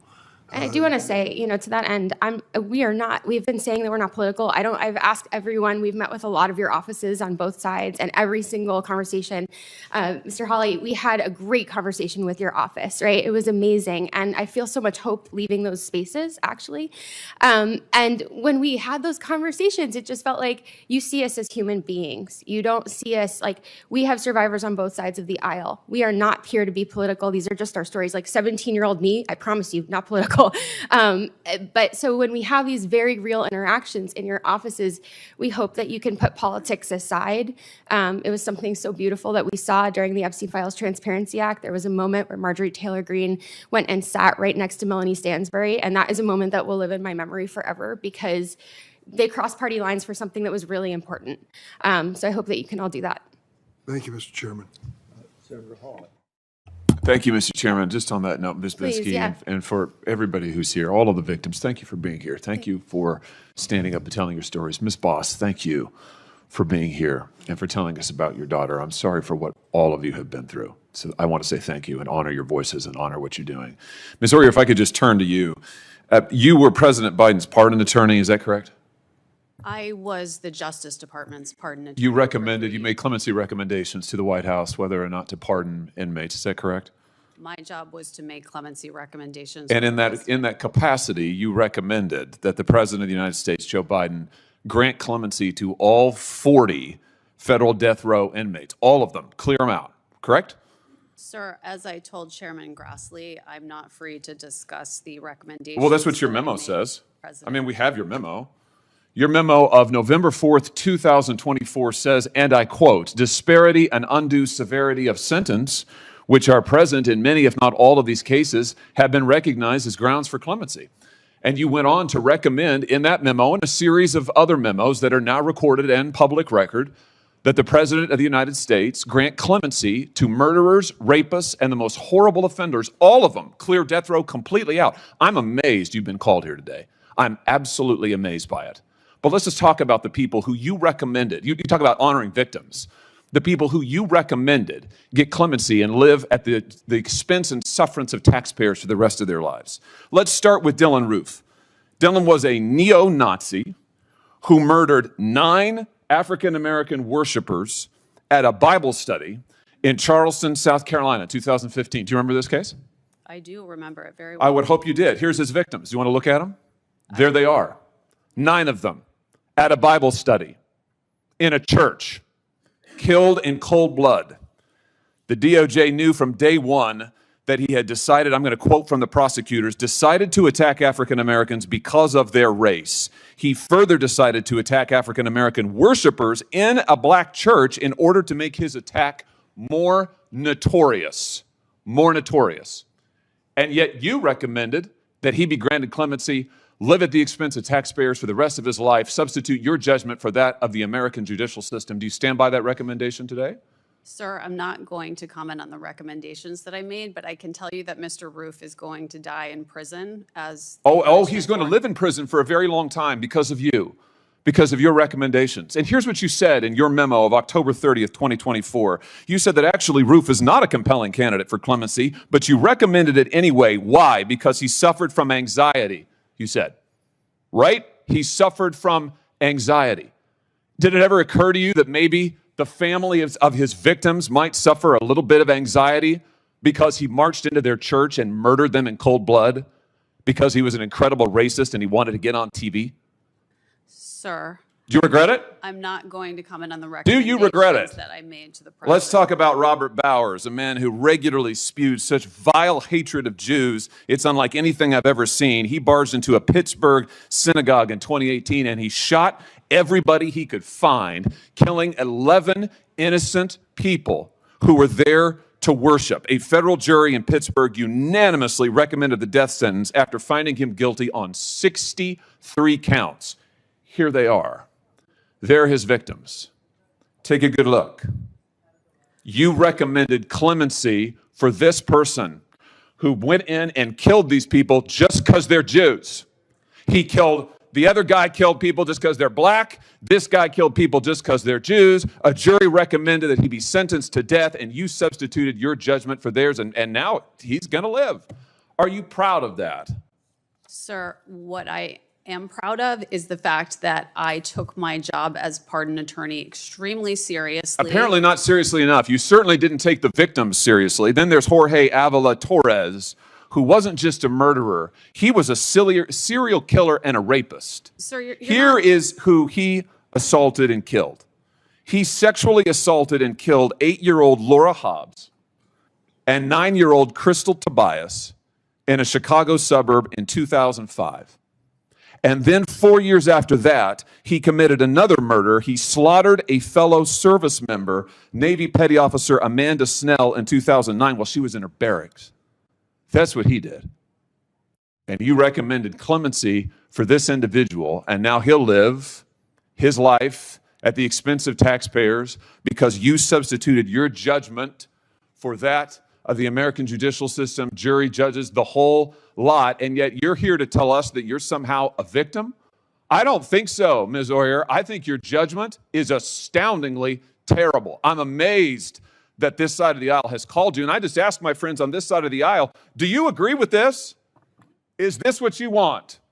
Do you want these people to be pardoned and live at the expense of taxpayers for their whole lives? Do you want to excuse the murders of African-American churchgoers? Do you want to excuse the murders of Jews in their synagogues? Do you want to excuse the murders of these children? Because that's what she did, and now she's online hawking products to try to make money off of it. I see you've got your own website where you put your face on baseball caps and mugs, thelawyeroyer.com. You're trying to make money on this? Sir, This is unbelievable, Ms. Oyer, and yet you say you're a victim? These are the victims, and you helped victimize them.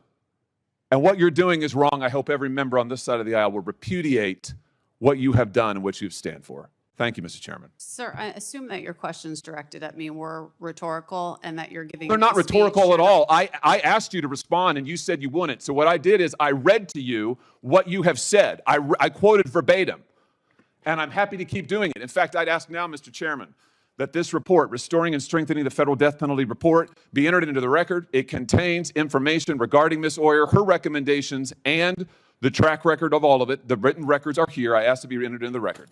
It'll be, Ms. Hoyer, take a minute to respond if you want to. Thank you, Chairman Grassley. Under President Biden, just like under President Trump, had a job to do, which was to make recommendations to the president about how to best accomplish their clemency objectives. I put the utmost effort into doing that in a way that was consistent with the interests of the justice system and all of its stakeholders, which includes crime victims, as well as defendants, as well as family members, as well as judges, as well as prosecutors, all criminal justice system stakeholders. The process that I presided over was one that was beyond reproach. What's happening now with clemency is an absolute disgrace, and I'm sorry that I can't answer the questions about the specific recommendations in this public setting, but I would be glad to meet with any members of this committee who have concerns privately to discuss to the extent I can what your Privately, concerns why don't you are. meet with the victims' families? Here's the disgrace. Senator Whitehouse. Thank you, Chairman. Mr. Ashcroft, welcome back to the Senate. You knew Jim Comey? Pardon me. Yes, indeed, I did. You trusted him? He was the Deputy Attorney General as well as the U.S. Attorney for the Southern District of New York. You trusted him with the top job in your department? I asked him to help administer justice at the Department of Justice. Yeah. You respected him? Yes, I did. Can you vouch for this department's prosecution of him for lying to Congress or for the process that was performed? I'm not in a position, I don't know all the facts. I'm not in a position to comment on pending investigations or prosecutions. Can you vouch for this department's prosecution of him for posting a picture of the numbers 8647 or the process that led to that? My response would certainly have to be the same as it is for any prosecution. I'm not a part of the department now. I'm not fully informed of its factual basis or for the considerations it's made in bringing prosecutions. What are your views today of Mr. Comey's character and merits? I'm not going to start to discuss the character and merits of individuals, especially those who are standing in a position of responding to charges from the Justice Department. I can respond to what I believed during the time I served as Attorney General and when he served with me, and his service to me and I believe to the United States at that time was commendable and honorable. What is OPR in the Department of Justice? I believe it's Office of Professional Responsibility. Yeah, and what is its role? Its role is to encourage individuals in the department to act in compliance with and in conformity with the rules of ethics and responsibility. And did you respect the role of the Office of Professional Responsibility when you were Attorney General? I certainly did. I hope that they would advise me properly to keep me out of trouble.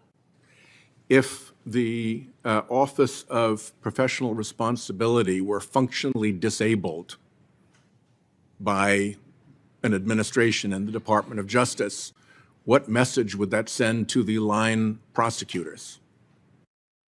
I'm not in a position to comment on a hypothetical of disabling. And when you say functionally disabled, I think that requires an assumption of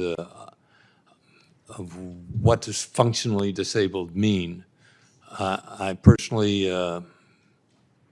it's a hypothetical to which I just am unable to respond. But you do agree that OPR does an important job and has an important role and is important to the Department of Justice in the performance of its duties? I certainly respected the department's operation, including OPR, at the time of my opportunity to serve as Attorney General of the United States. While you were Attorney General, were there procedures that took place when judicial findings of prosecutorial misconduct or dishonesty occurred? I have to say, I don't remember charges of prosecutorial misconduct and that I dealt with. Yeah, they were pretty scarce until now. It was pretty unusual to have judges say that arguments were made in bad faith, that arguments were made as pretexts, that arguments were disingenuous, that arguments were shoddy or terrible, that the department was losing or sacrificing its credibility, that the department was disrespecting orders of the court, that the department had lied or was engaged in sham, that there was willful and intentional noncompliance or willful disregard of court orders, that department lawyers were contemptuous or that their behavior and arguments were unconscionable. To me, those are red flag words. I was a United States attorney, and if my federal court had used those words about my line attorneys, there would have been some follow-up. And I expect that in your department, if those kind of words were used, there'd at least be some preliminary follow-up, and if it were serious, there might actually be a review by the Office of Professional Responsibility. Does that sound like what likely would have happened during your day? I was only admonished at one time that I remember by a court for having commented on evidence. I thought it was pretty good evidence. I think I just said pretty good evidence. And yeah, I didn't mean you. I meant your line prosecutors. At that time, I decided that I needed to be more careful about my remarks. Yeah. No, my question. My remarks were safeguarded and carefully made. Yeah. And frankly, I might add more carefully made than the remarks of some of the judicial officers who have been, who while very concerned about the Justice Department, seem to be willing to themselves engage in political considerations, which I didn't think were appropriate for the judiciary. So maybe there's a problem that's broader than we would otherwise recognize. Well, you've changed the topic a little bit to your own comments and the response to that, which is fine. I appreciate that you've said that. But my question had to do with when criticisms like that are leveled against department lawyers, there is ordinarily some kind of a process or review that takes place. They're not just brushed off. That is correct, is it not?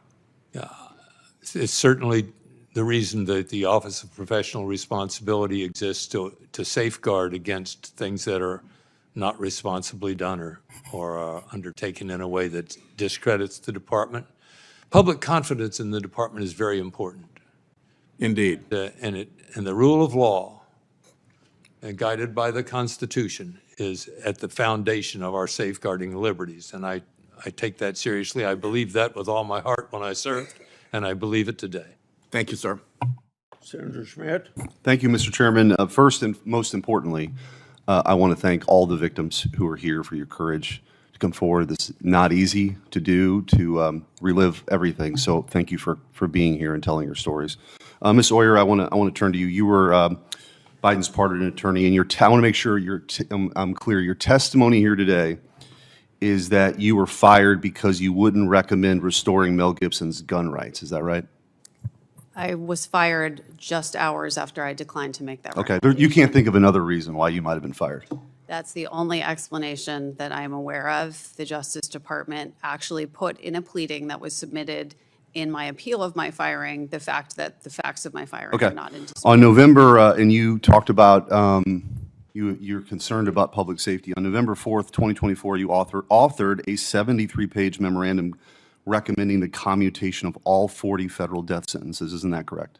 Well, as I've told to members Yeah, I of know, the I know. committee now. But don't play the game with me, because it's not. They've waived executive privilege. I have the report right here. It's dated April 24th, 2026.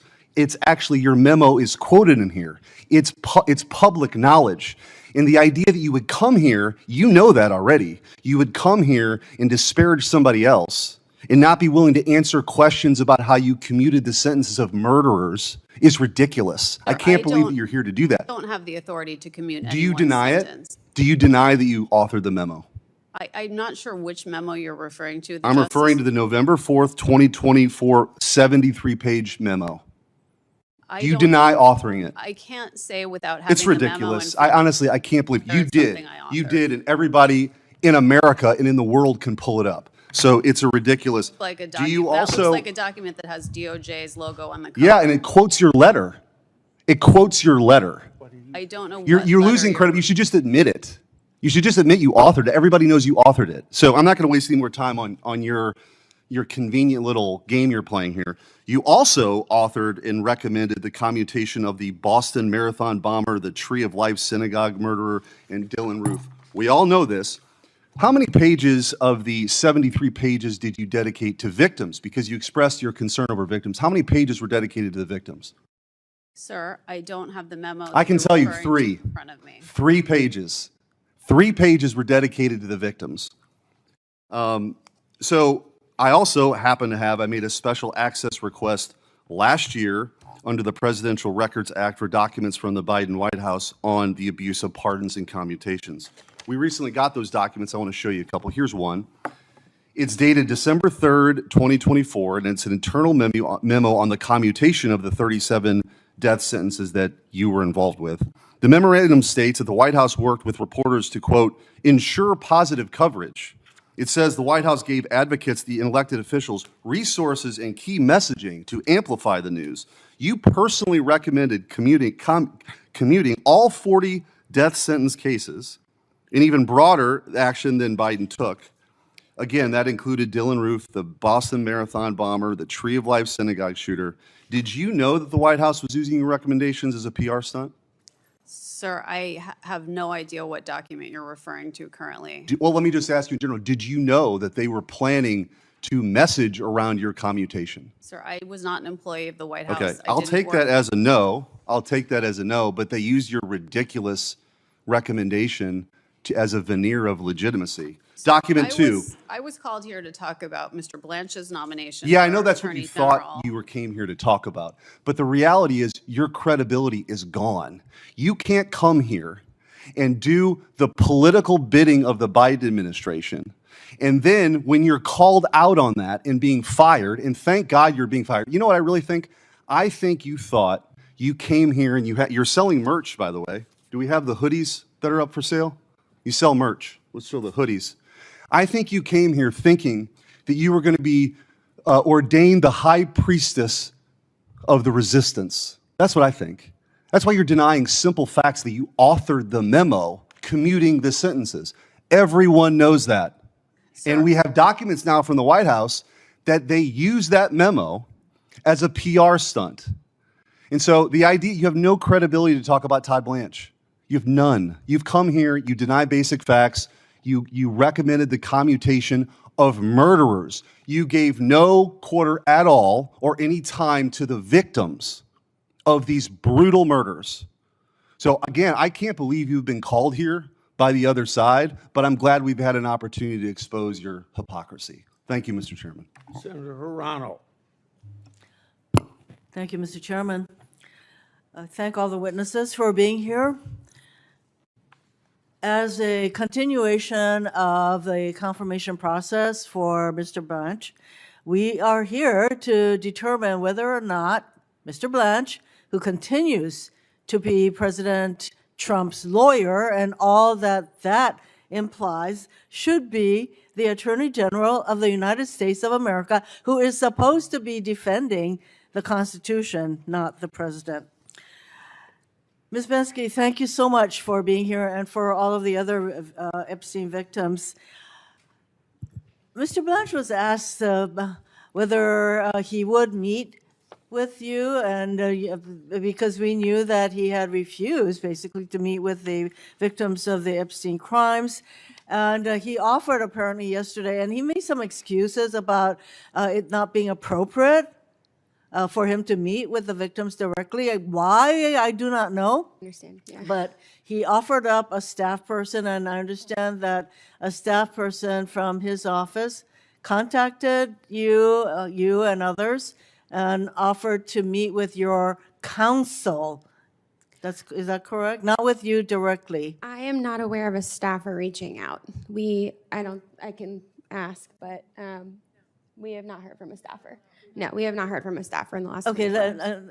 let's get that clarified. Did I misunderstand that in fact yesterday when he said, I have a staff person here and we can get this done today, Yeah, that they have not contacted you? they have not contacted us, no. He also said that it would not be appropriate for him to meet directly with you. So We don't understand. not only is his staff have they not contacted you, as he indicated yesterday, that this could all happen yesterday, he continues to make excuses, as far as I can tell, for not meeting with you, in spite of the fact that he met for hours with Ms. Maxwell. Why is it so important? Can you tell us once again, why is it so important Yeah, for you and the other victims of Epstein's crimes to meet with Mr. Blanche yeah, personally? thank you for the question. I think that if a victim comes and reports a crime in the FBI, what is the first thing that they do? They follow up. Like Law and Order SVU taught me that when I was 15 years old. The DOJ has never followed up in 30 years with any of us. There is a lot in the files right now that you should be investigating and looking into. And to my knowledge, I mean, they can answer this too, but we have never been approached by anybody on the prosecutorial side of things. So I do think like sitting down, telling our stories and explaining like the people that were in the room, right? We were witnesses of crimes. We had crimes committed to us directly. We do have a lot of information. And you would think that somebody would take that lead that's already in, like we already went to the FBI because that we wouldn't have 302s if we hadn't have gone to the FBI. It's already there, right? So the following up of those 302s, and then once it's supposed to be handled by the Department of Justice, why aren't we hearing from prosecutors? This case was never handled correctly from the beginning. And he also made some excuses as to why personal information was not redacted in exposing many of you, including you. Yeah. I think something that stood out yesterday was that he had said that immediately when things were misredacted, that they were taken down and they fixed them, and within 24 hours they were put back up. That is entirely not true. There are still things that need to be redacted, and there's still survivor information in there even today, from my awareness. My information just came down in April, and that was after begging. Would you say that Mr. Blanche exhibits a rather dismissive attitude toward all of you and the Epstein crimes? 1000%, yes. Thank you. Ms. Oyer, Trump's DOJ under Todd Blanche leadership has purged career prosecutors for personal reasons for refusing to prioritize President Trump's interests over their constitutional oath. Todd Blanche has fired more than 1,200 former career DOJ employees who worked for both Republican and Democratic administrations. This doesn't even include all of the DOJ attorneys who resigned because they didn't want to be part of the kind of DOJ that Todd Blanche is creating, which is basically not a Department of Justice, but a Department of Retribution and Corruption, in my view. Ms. Oyer, what risks does this pose to our country for the kind of DOJ that Todd Blanche is running? Senator, one of DOJ's greatest strengths historically has been its non-political career workforce of experts, people who are experts in their subject matter. That is crucial to keeping all of us safe. We need people who have specialization in things like national security, prosecuting child exploitation, all manner of sophisticated crimes involving cryptocurrency. Mr. Blanche has decimated the expertise of the career workforce. The Justice Department has lost over a quarter of its attorneys under his leadership and has not been able to replace them, certainly not with experienced, knowledgeable, non-political people. I think the DOJ is very much losing its credibility. And as Mr. Ashcroft mentioned, the credibility and trust in DOJ is very important. The rule of law is very important. We have a president who does not believe the rule of law applies to him, and his attorney Mr. Blanche is helping the president, proceed with his basically anti-rule of law agenda. I thank everyone for testifying today. Thank you. Senator Booker. I just want to start off by saying, Ms. Oyer, I hold you in the highest esteem and respect, especially what you're doing now as a private citizen. You use a platform to educate people about the law. It is technical, but yet accessible. And the badgering you just endured, it should be completely unacceptable.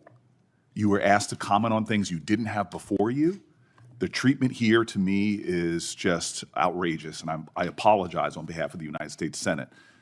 This idea that as a private citizen you can't sell things is insulting to me when we have Kash Patel, our sitting FBI director, selling merch on his site, when you have a president of the United States hawking the Bible, and yet you as a private citizen who has a platform to inform people about the law, how dare we make such an accusation when the mockery of justice, the exploitation and the grifting off of their offices has never received criticism from that side of the aisle. And yet they want to demean you as a private citizen for engaging in commerce. That's ridiculous. In addition to the fact that you were a career public servant for your entire life, you were a public defender, underpaid, overworked, not for a year, not for 5 years, but for years. The dignity and the service you have brought, no matter whether we disagree with your politics or not, should merit the praise of every single senator here. So I apologize for what you endured. I thank you for the service you've given to this country. And on matters of horrible killings, horrific acts, these are complicated matters. I hold here, and I'll submit this for the record, people who were victims, families, survivors, who wrote letters to the President of the United States asking not to have the death penalty put there. And I understand there's differing views, but you were put in those complicated decisions to write career memos for the president to make decisions about who's pardoned and not. And so I am sorry. What I witnessed, I came late to the hearing, was just unacceptable to me. And I am grateful, as somebody that follows you, that reposts your content, I am grateful that you're here. Thank you. I want to say, I didn't hear that on the microphone. Senators enjoy praise. So what did you say? Thank you, sir. Thank you very much. I appreciate that. I appreciate that. I just want to say, before serving as a partner attorney, I pointed out that you were a federal public defender with clients in the Bureau of Prisons. Was it customary process for transferring a Bureau of prisoner from a low security prison to a minimum security camp? Was that standard practice? That was unheard of. Unheard of. It's against BOP policies. What role does the Deputy Attorney General usually play in that process? Usually the Deputy Attorney General would have no role in designating or transferring inmates. No role whatsoever, yet the Todd Blanche went directly and met with him. Are you aware of any person serving time for child sex trafficking like Ghislaine Maxwell being transferred from a low security prison facility to a minimum security camp? I have never heard of that. It would be an egregious violation of the Department of Justice's own rules. Ms. Banksky, how do you feel knowing that the Deputy Attorney, Todd Blanche, went to meet with her for 2 days and then gave her a cushy transfer while he would not meet with you, and then lied to this committee yesterday saying he was barred by the law, which a first-year law student can know the difference of? How did that make you feel? It's devastating for survivors, and I'd like to add to that that Annie Farmer, a victim and survivor who testified in Ghislaine Maxwell's hearing, actually wrote a letter to Todd Blanche immediately after that and requested a meeting with him regarding the move and the transfer, and she's never heard anything back at all. It is insulting to heap upon survivors the indignities that he has by not even meeting with you, yet he transferred a sex offender to a cushy camp against BOP policies. It sounds like she got a sweetheart deal while he released your personal information, your address, phone numbers, images, and yet he seems to be favoring the victimizer and not the survivors.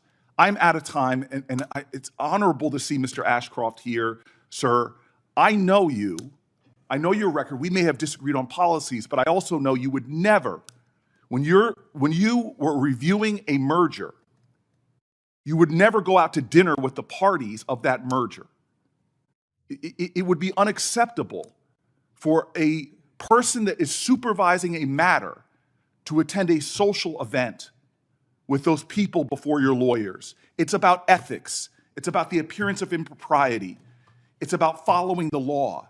This nominee has not followed the ethics laws, has not followed the urgencies for avoiding the appearance of improprieties, has broken a bipartisan law passed by Congress, has demeaned and degraded survivors of sexual violence, and has shielded the president by some kind of deal we know nothing about that allowed her now to be transferred to some cushy camp that has never been done before with sex offenders. This man should not be in this office. I cannot believe we're going through this farce when his record alone should make him disqualified, not to be the Attorney General, but for even being employed by the federal government. Thank you. Senator Welch. Thank you very much. First of all, Ms. Boss, thank you so much. And I fully support your advocacy that the Department of Justice have as a priority, focusing on victims.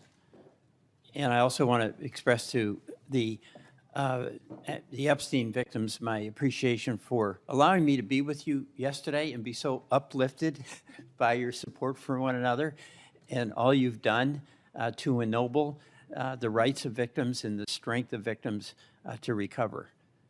Thank you very much.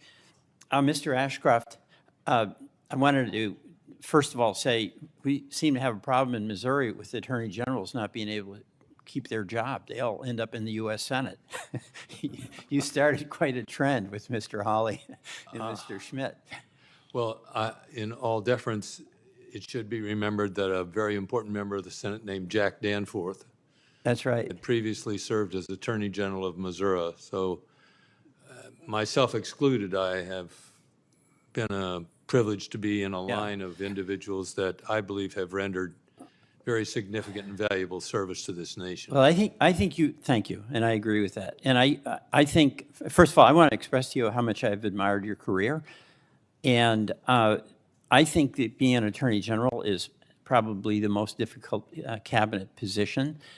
And one of the things that's required is that you give advice to the president, and it may be advice he doesn't want to hear. And, you know, I remember March of 2004 when you were recovering from an illness and Mr. Comey was the acting Attorney General. And the president's counsel came to your hospital room and wanted you to sign off on a security law that Mr. Comey, in his opinion, thought was not legal. And you said that was Mr. Comey's decision because he was the acting Attorney General. Is that right? I believe that the the written reports, you know, it's been in novels and other things, and I have no reason to contest what they've said. Right. I was in bed with a morphine pump in one hand. I was in what you call, what do they call this, intensive care. And but the bottom line here is that the president wanted an answer to permit him to proceed, but it was the opinion of Mr. Comey at that time that that was not legal. And this raises really what I think is the heart of what is so challenging to be Attorney General. The president is the executive, you serve in his cabinet, but there are times when an Attorney General has to say no. Is that correct? No attorney ever is a good attorney who doesn't tell his client the truth. Right. And it's important that the client trusts the attorney. And I so appreciate can that. accept that. And so I believe that the Attorney General is sworn to the Constitution of the United States. And not to an individual. The answer is to the President. He is sworn to the Constitution. That's exactly right.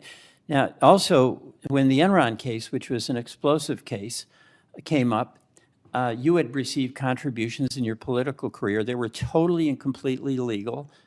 But my understanding is because of that and the appearance of a potential conflict, you recused yourself from that case, correct? I wish I remembered things, especially things you say are favorable about what I've done. but it's over 2 decades ago that I did a lot of What you these did, Mr. Ashcroft, is what needs to be done. You said it. It's the Constitution who's your client. It's the American people who are ultimately your client. And you have to give that direct and candid advice to the executive, who is the president. So that's my question about Mr. Blanche. It's not his competence. It's not that he's got an ongoing relationship.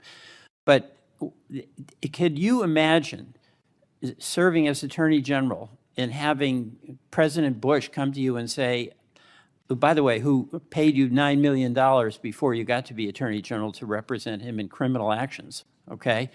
This is, it's astonishing, right? But then he said, I've got an idea. We're going to sue the federal government for $10 billion, and you're going to represent the IRS, and then why don't you work out a settlement where there's a $1.7 billion fund that I control. Would you see anything like odd about that?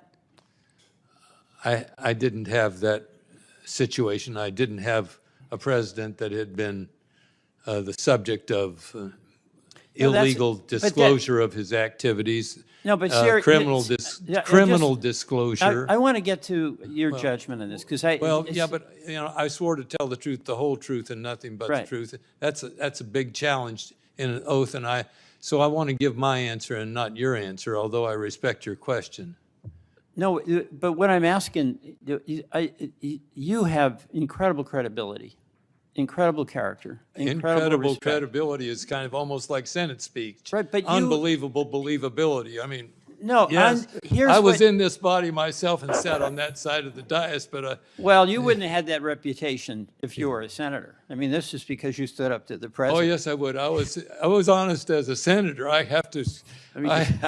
I confess my faults from both eras, both my legislative. I'm just going to finish. Thank you for your indulgence. But number one, when you saw that there was the appearance of a conflict, you did not continue representing the government in the Enron case. Number two, when it came to a president's demand on something of vital concern to the president, a national security law, surveillance law, where it was the opinion of your department that it was illegal, you stood up to the president and didn't cave. I respect that, and I believe that's the obligation and the burden of whoever serves as our Attorney General. Mr. Blanche does not share that. I thank you for that respect. I hope when I grow up I live to do things right. Senator Tillis. Mr. Ashcroft, and to all the witnesses, thank you for being here. Mr. Ashcroft, I told the chairman, or I told the chairman's staff I had one question, but like John Kennedy, it has two parts. My first question, Mr. Ashcroft, I mentioned yesterday that I'm disturbed with the political physics going on today. If you think about the Obama administration, they had vindictive prosecutions. President Trump came in, more or less matched up on some of it. President Biden comes in, goes a little bit further, and this administration seems to me, when we're doing 8647, we're doing indictments for that, unless there's others, an active investigation, but that's a reason to bring Mr. Comey and do a perp walk because he arranged shells 8647 on a beach in North Carolina. That's all we know right now. It just seems like, it seems to me like there's a continuing, this exceptional nation we are. Americans always want to do better, get bigger, higher the next time. Am I wrong, or am I perceiving a continued escalation of prosecutions, that some of which really, because of the way that they're being adjudicated, they're not being successful? it just seems to me that we're like shooting, shoot, ready, aim on some prosecutions. And I'm not only talking about the current Trump administration. I'm going back to the Obama era. Do you agree with me that there seems to be a trend that each administration, we seem to be upping it of late? I'm not sure I could quantify any disenchantment. Okay, that's okay. I believe That's fine. I believe I that think partisanship. Yeah. And no, that's okay, Mr. Ashcroft, because I'm going to live up to my promise to yield back some time.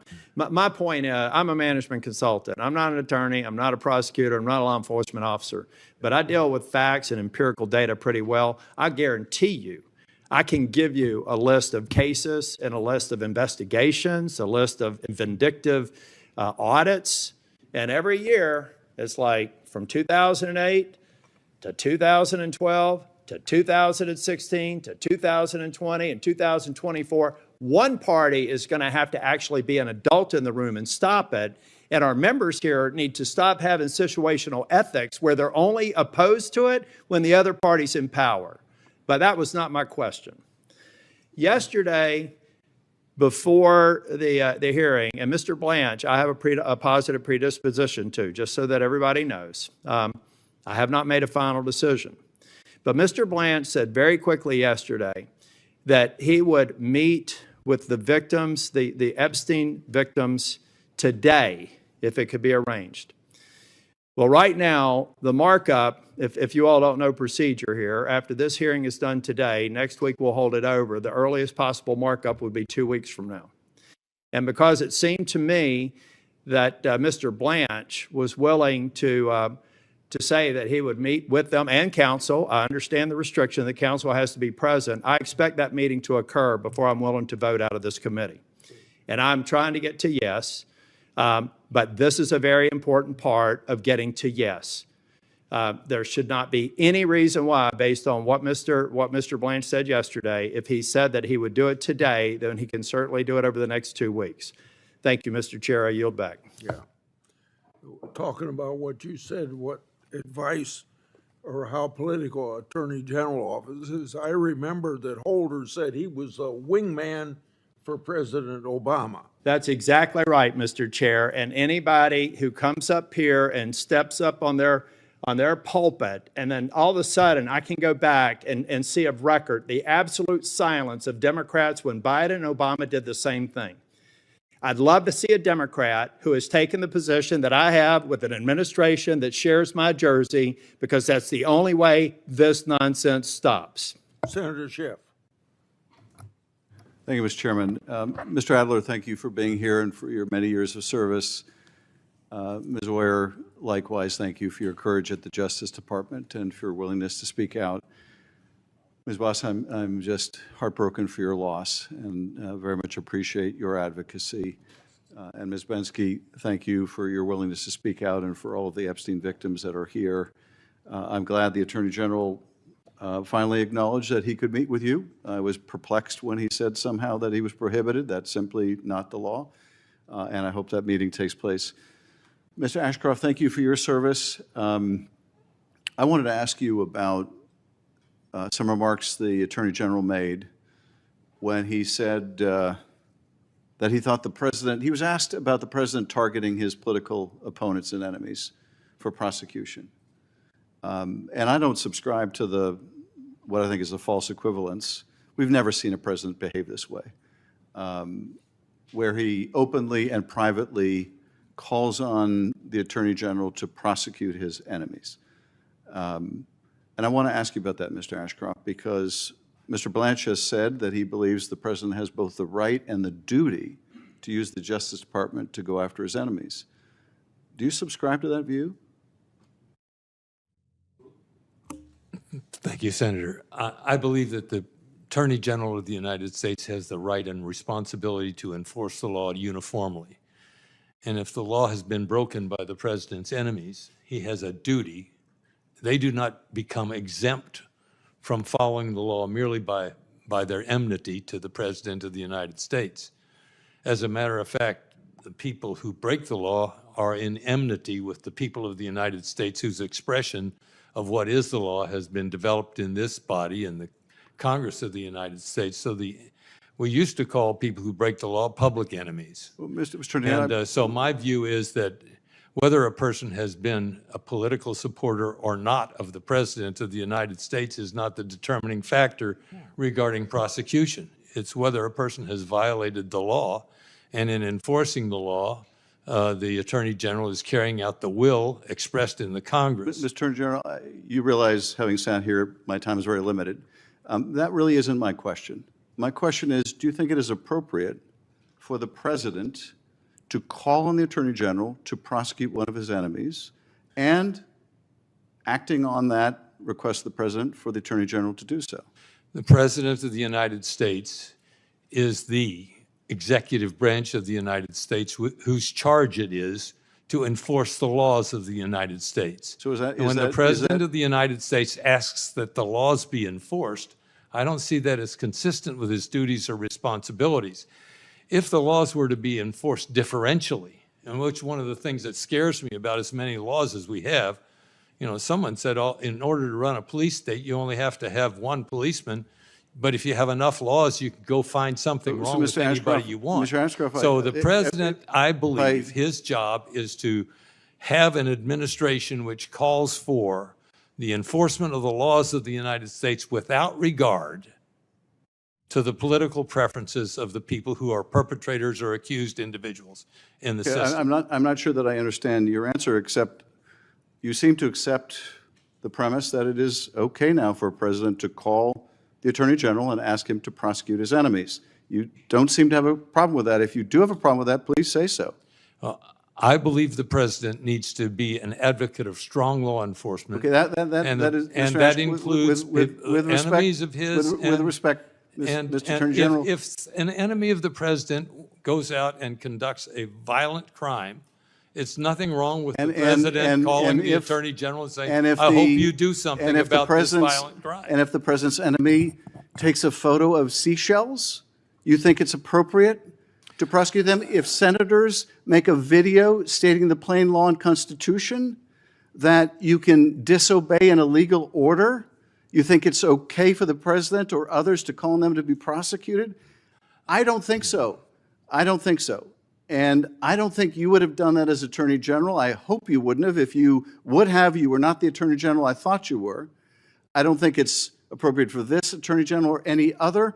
And I don't remember seeing, notwithstanding the false equivalence I hear expressed so many times from my colleagues in this committee, I don't remember any Democratic president calling the Attorney General and saying, you need to prosecute him, and you need to prosecute her, and you need to prosecute them, and you need to go after this organization. We have never seen that before or anything like it.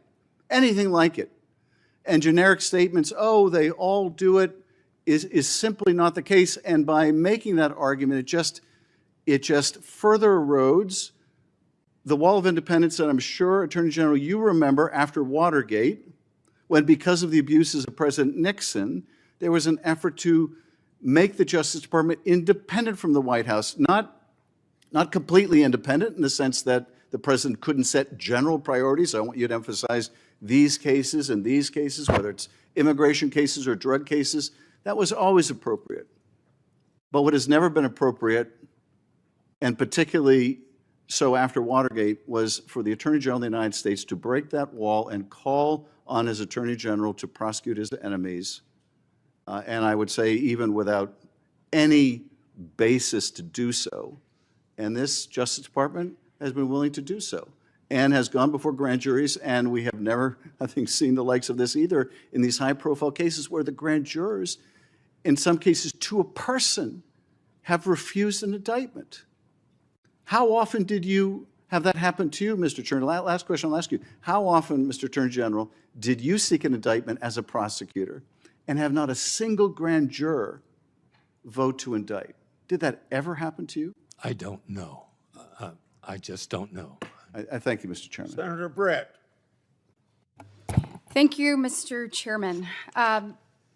Appreciate all of you being here today, witnesses taking your time to be in front of us. Before I start, I want to say thank you to Attorney General Ashcroft for being here today and your service to our country. both as Attorney General and as a United States Senator. And also thank you for your kind words about Senator Graham. Really appreciate it.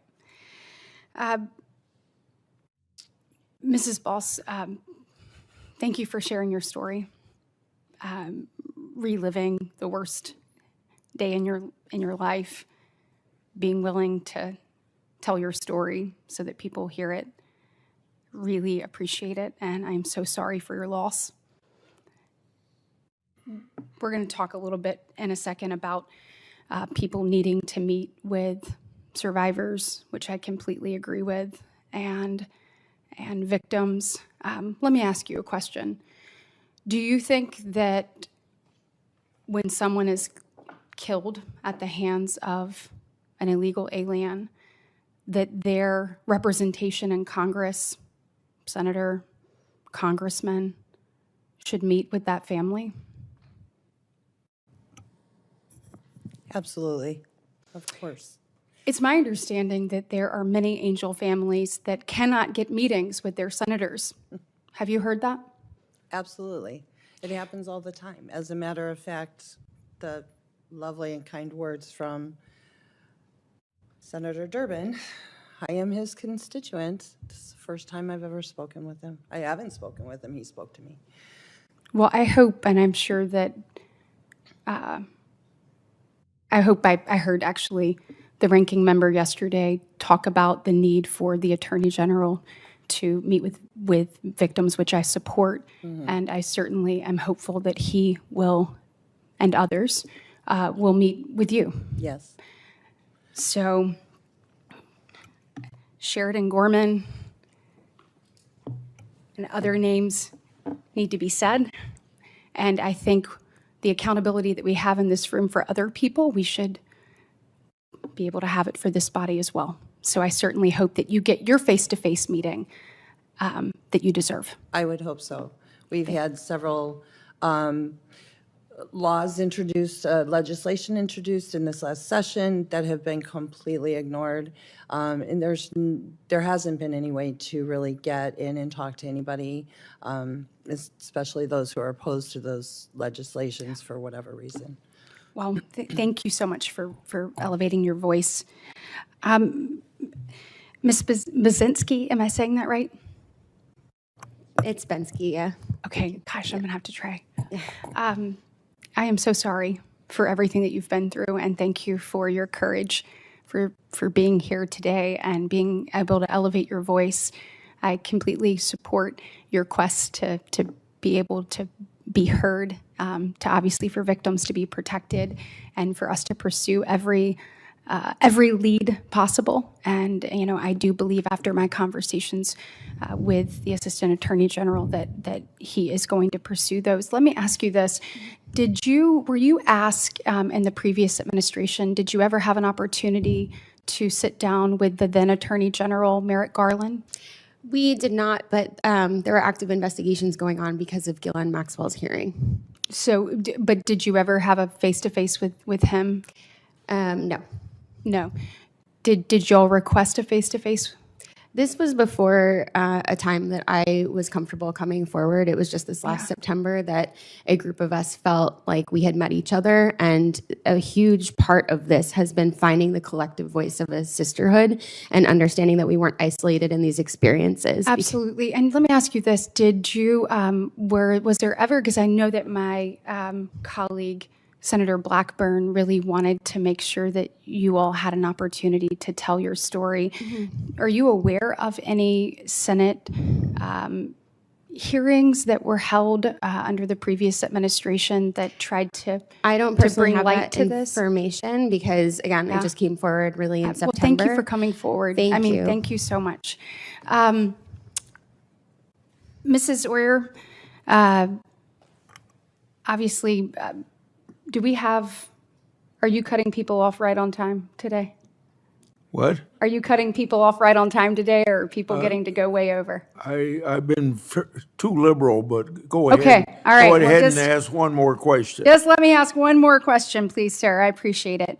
After you were fired from DOJ, you had an independent media company and a Substack platform, and you had the, Lawyer Aura brand name, and the hoodies that said hardwired to stand up to bullies. I'm wondering, it's my understanding that as a pardon attorney during the Biden administration, you recommended actual commutations for Daniel Troyer and Ricardo Sanchez Jr., who were sentenced to death in 2009 after executing a family of 4 on the side of a highway. Is that true?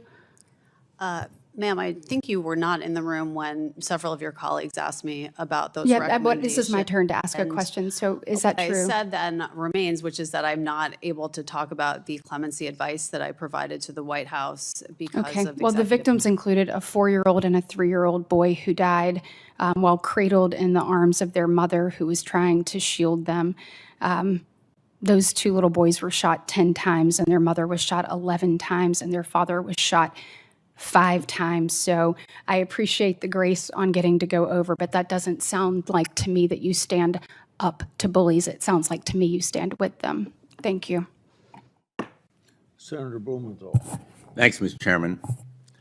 I want to thank all of you for being here. This day of the hearings often gets less attention, but it is very important to us, and you are performing a very important service. I particularly want to thank Ms. Bensky and Ms. Boss for sharing your stories and reliving a lot of the pain that you have been through. Ms. Bensky, I don't know whether you were here yesterday when I asked Acting Attorney General Blanche to apologize. And I'd just be interested in your reaction to his response. Yeah, I think it was the most that we've gotten from him. And that was a moment where there was a touch of humanity to say that we do understand that there was, in fact, failure here, because he's been on the record multiple times saying that nothing was mishandled. And as a survivor who literally saw nude images of friends and had my own information exposed all over the place, to tell the world that this had not been mishandled was just so absolutely egregious. Like anybody from here to Mars, and no matter what political affiliation you're with, can see that like your government should not be, sending out nude photos of you, obviously. Yeah, thank you. Thank you. Very well said. Let me ask you a general question. And you don't have to give me an exhaustive answer today, and I know there are others in the room who may want to answer this question as well, but what should we demand of the Department of Justice to make things right, to make things better? Yeah. We've always just been looking for accountability and for this case to be handled correctly, because even from the very start of this case, we have not seen it handled the way anybody would normally prosecute something. So we are looking to get to the bottom of why our perpetrators were never held to account. How does the largest sex trafficking ring in this country exist when only 2 people have been found even remotely? I mean, Epstein's dead, but Maxwell is the only one who has been held to any sort of account, and she's in a lower, a lower security penitentiary at this point. So, I think we are owed answers, and we are owed, justice. For us, we get that question a lot of what does justice look like?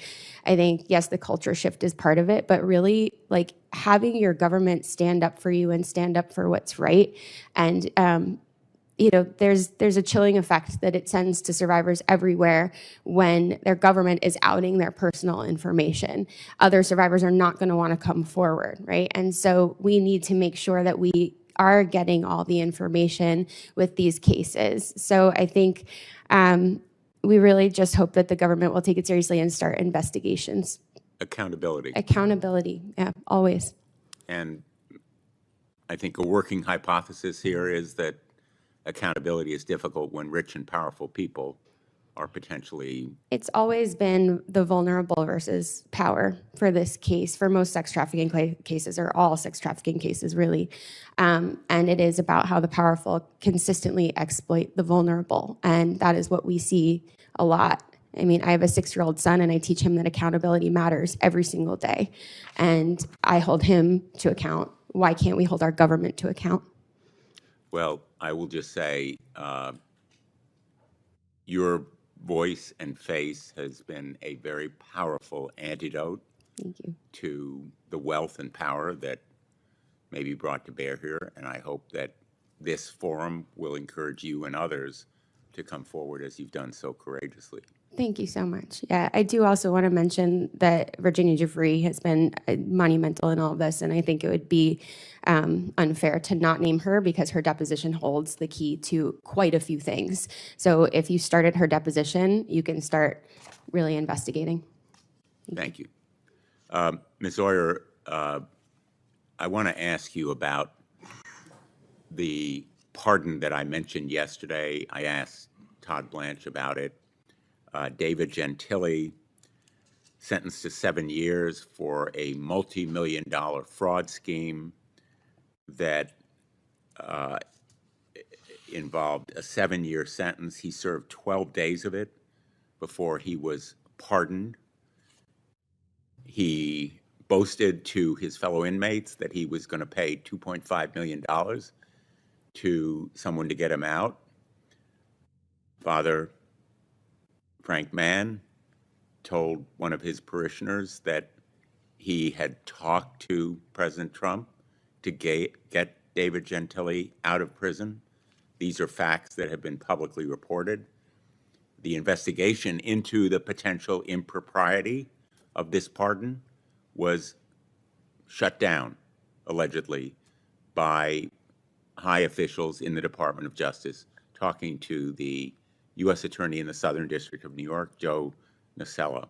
I know you're not familiar with the facts. I'm not going to ask you whether you believe that that reporting is true. Mr. Blanche never denied it. He basically said, well, it was a leak. Sometimes leaks actually involve truthful information. But the point that I think is lost here is that that pardon involved $16 million in forfeiture to innocent victims, many of them retirees who were depending on that money to survive. And he will no longer be required to do restitution. So his ill-gotten gains, some of which he may have used to pay for his clemency, so to speak, are not going to go back to the people who were cheated, his victim, as a result of that pardon and clemency. So I guess my question to you with this introduction is essentially, are victims and survivors often re-victimized by pardons that are unjust or unfair to them? And shouldn't we have them given a voice and recognize the Constitution gives the president unlimited authority?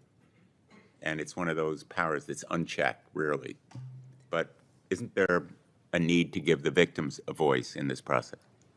Yes, Senator. The millions of dollars that Mr. Gentili stole from his investors, unfortunately, are a drop in the bucket of the restitution that victims have been deprived of as a result of President Trump's pardons. He has forgiven over $1 billion in restitution that is owed to victims of fraud, as well as money that is owed to taxpayers by people who committed white-collar crimes and who have served, in many cases, none of their sentence and repaid none of their money. That is not consistent with the regulations that the Justice Department has in place for evaluating applications for pardons. The Justice Department historically has looked to see that people have repaid their debts before recommending clemency, but this president is using clemency in a strategic, transactional way to forgive huge amounts of debts owed to taxpayers and crime victims. Senator Durbin. Mr. Chairman, in closing here, I would like to make a couple points. Please do. First, I understand that the senator from Alabama mentioned my name while I had stepped out. Ms. Boss, anxious to meet with you. I hope we can do it soon, maybe even right after this, because I know it was hardship for you to make this journey here to testify from Illinois, and I don't want you to have to wait to see me. I want to meet with you now, and we can talk as soon as this meeting adjourns, if it's okay with you, if it fits in your schedule. Let me say a word about Ms. Oyer. I'm glad that the senator from New Jersey said what he did about you.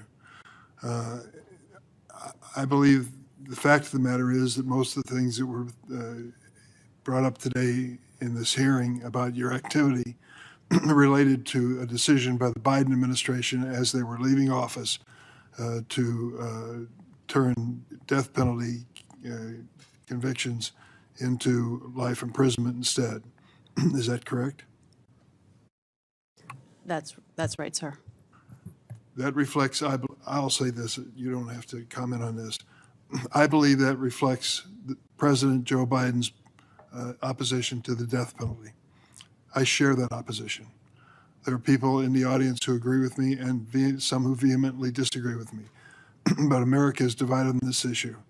I didn't have this position my entire political career, but toward the end of it, I've come to the conclusion, as Justice Blackmun did at the end of his conclusion of serving on the Supreme Court, that he no longer wants to tinker with the machinery of death.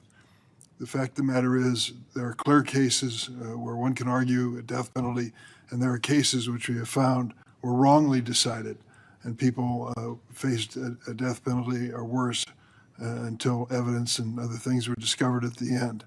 That is my position. That was Joe Biden's position. That's why the cases which were brought up today are so serious, and I believe that you were doing your job as a pardon attorney to advise him as to his decision. But is it not true that the final decision on the disposition of these inmates was the decision of the President of the United States? That's absolutely correct, Senator.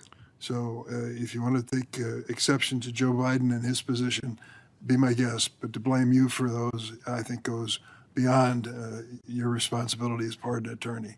And I would just say I know the controversy behind this issue, but I feel that that's what led him to his conclusion. Ms. Binsky, thank you for bringing your friends with you today. It is great to see them, and I hope that what you heard from Senator Tillis is a promising possibility that he said he would not, I hope I'm saying this correctly, he wouldn't vote to confirm this nomination until there's been an actual meeting. That would be a dramatic work of progress for us to reach that point. And because you had the courage to stand up, not only you, but your friends, we have achieved that, I believe. I hope that's the fact. Thank you, Mr. Chairman. Yeah. Thanks to all of our witnesses for being here today and for traveling the long distances some of you have had to go. We're grateful that you did it. For all the members of this committee, written questions to these witnesses here are due on Wednesday, July 22 this year at 5 p.m. The hearing is adjourned. Thanks, Chairman. Yeah, thank you. I'm going to go see if the Finance Committee is still meeting.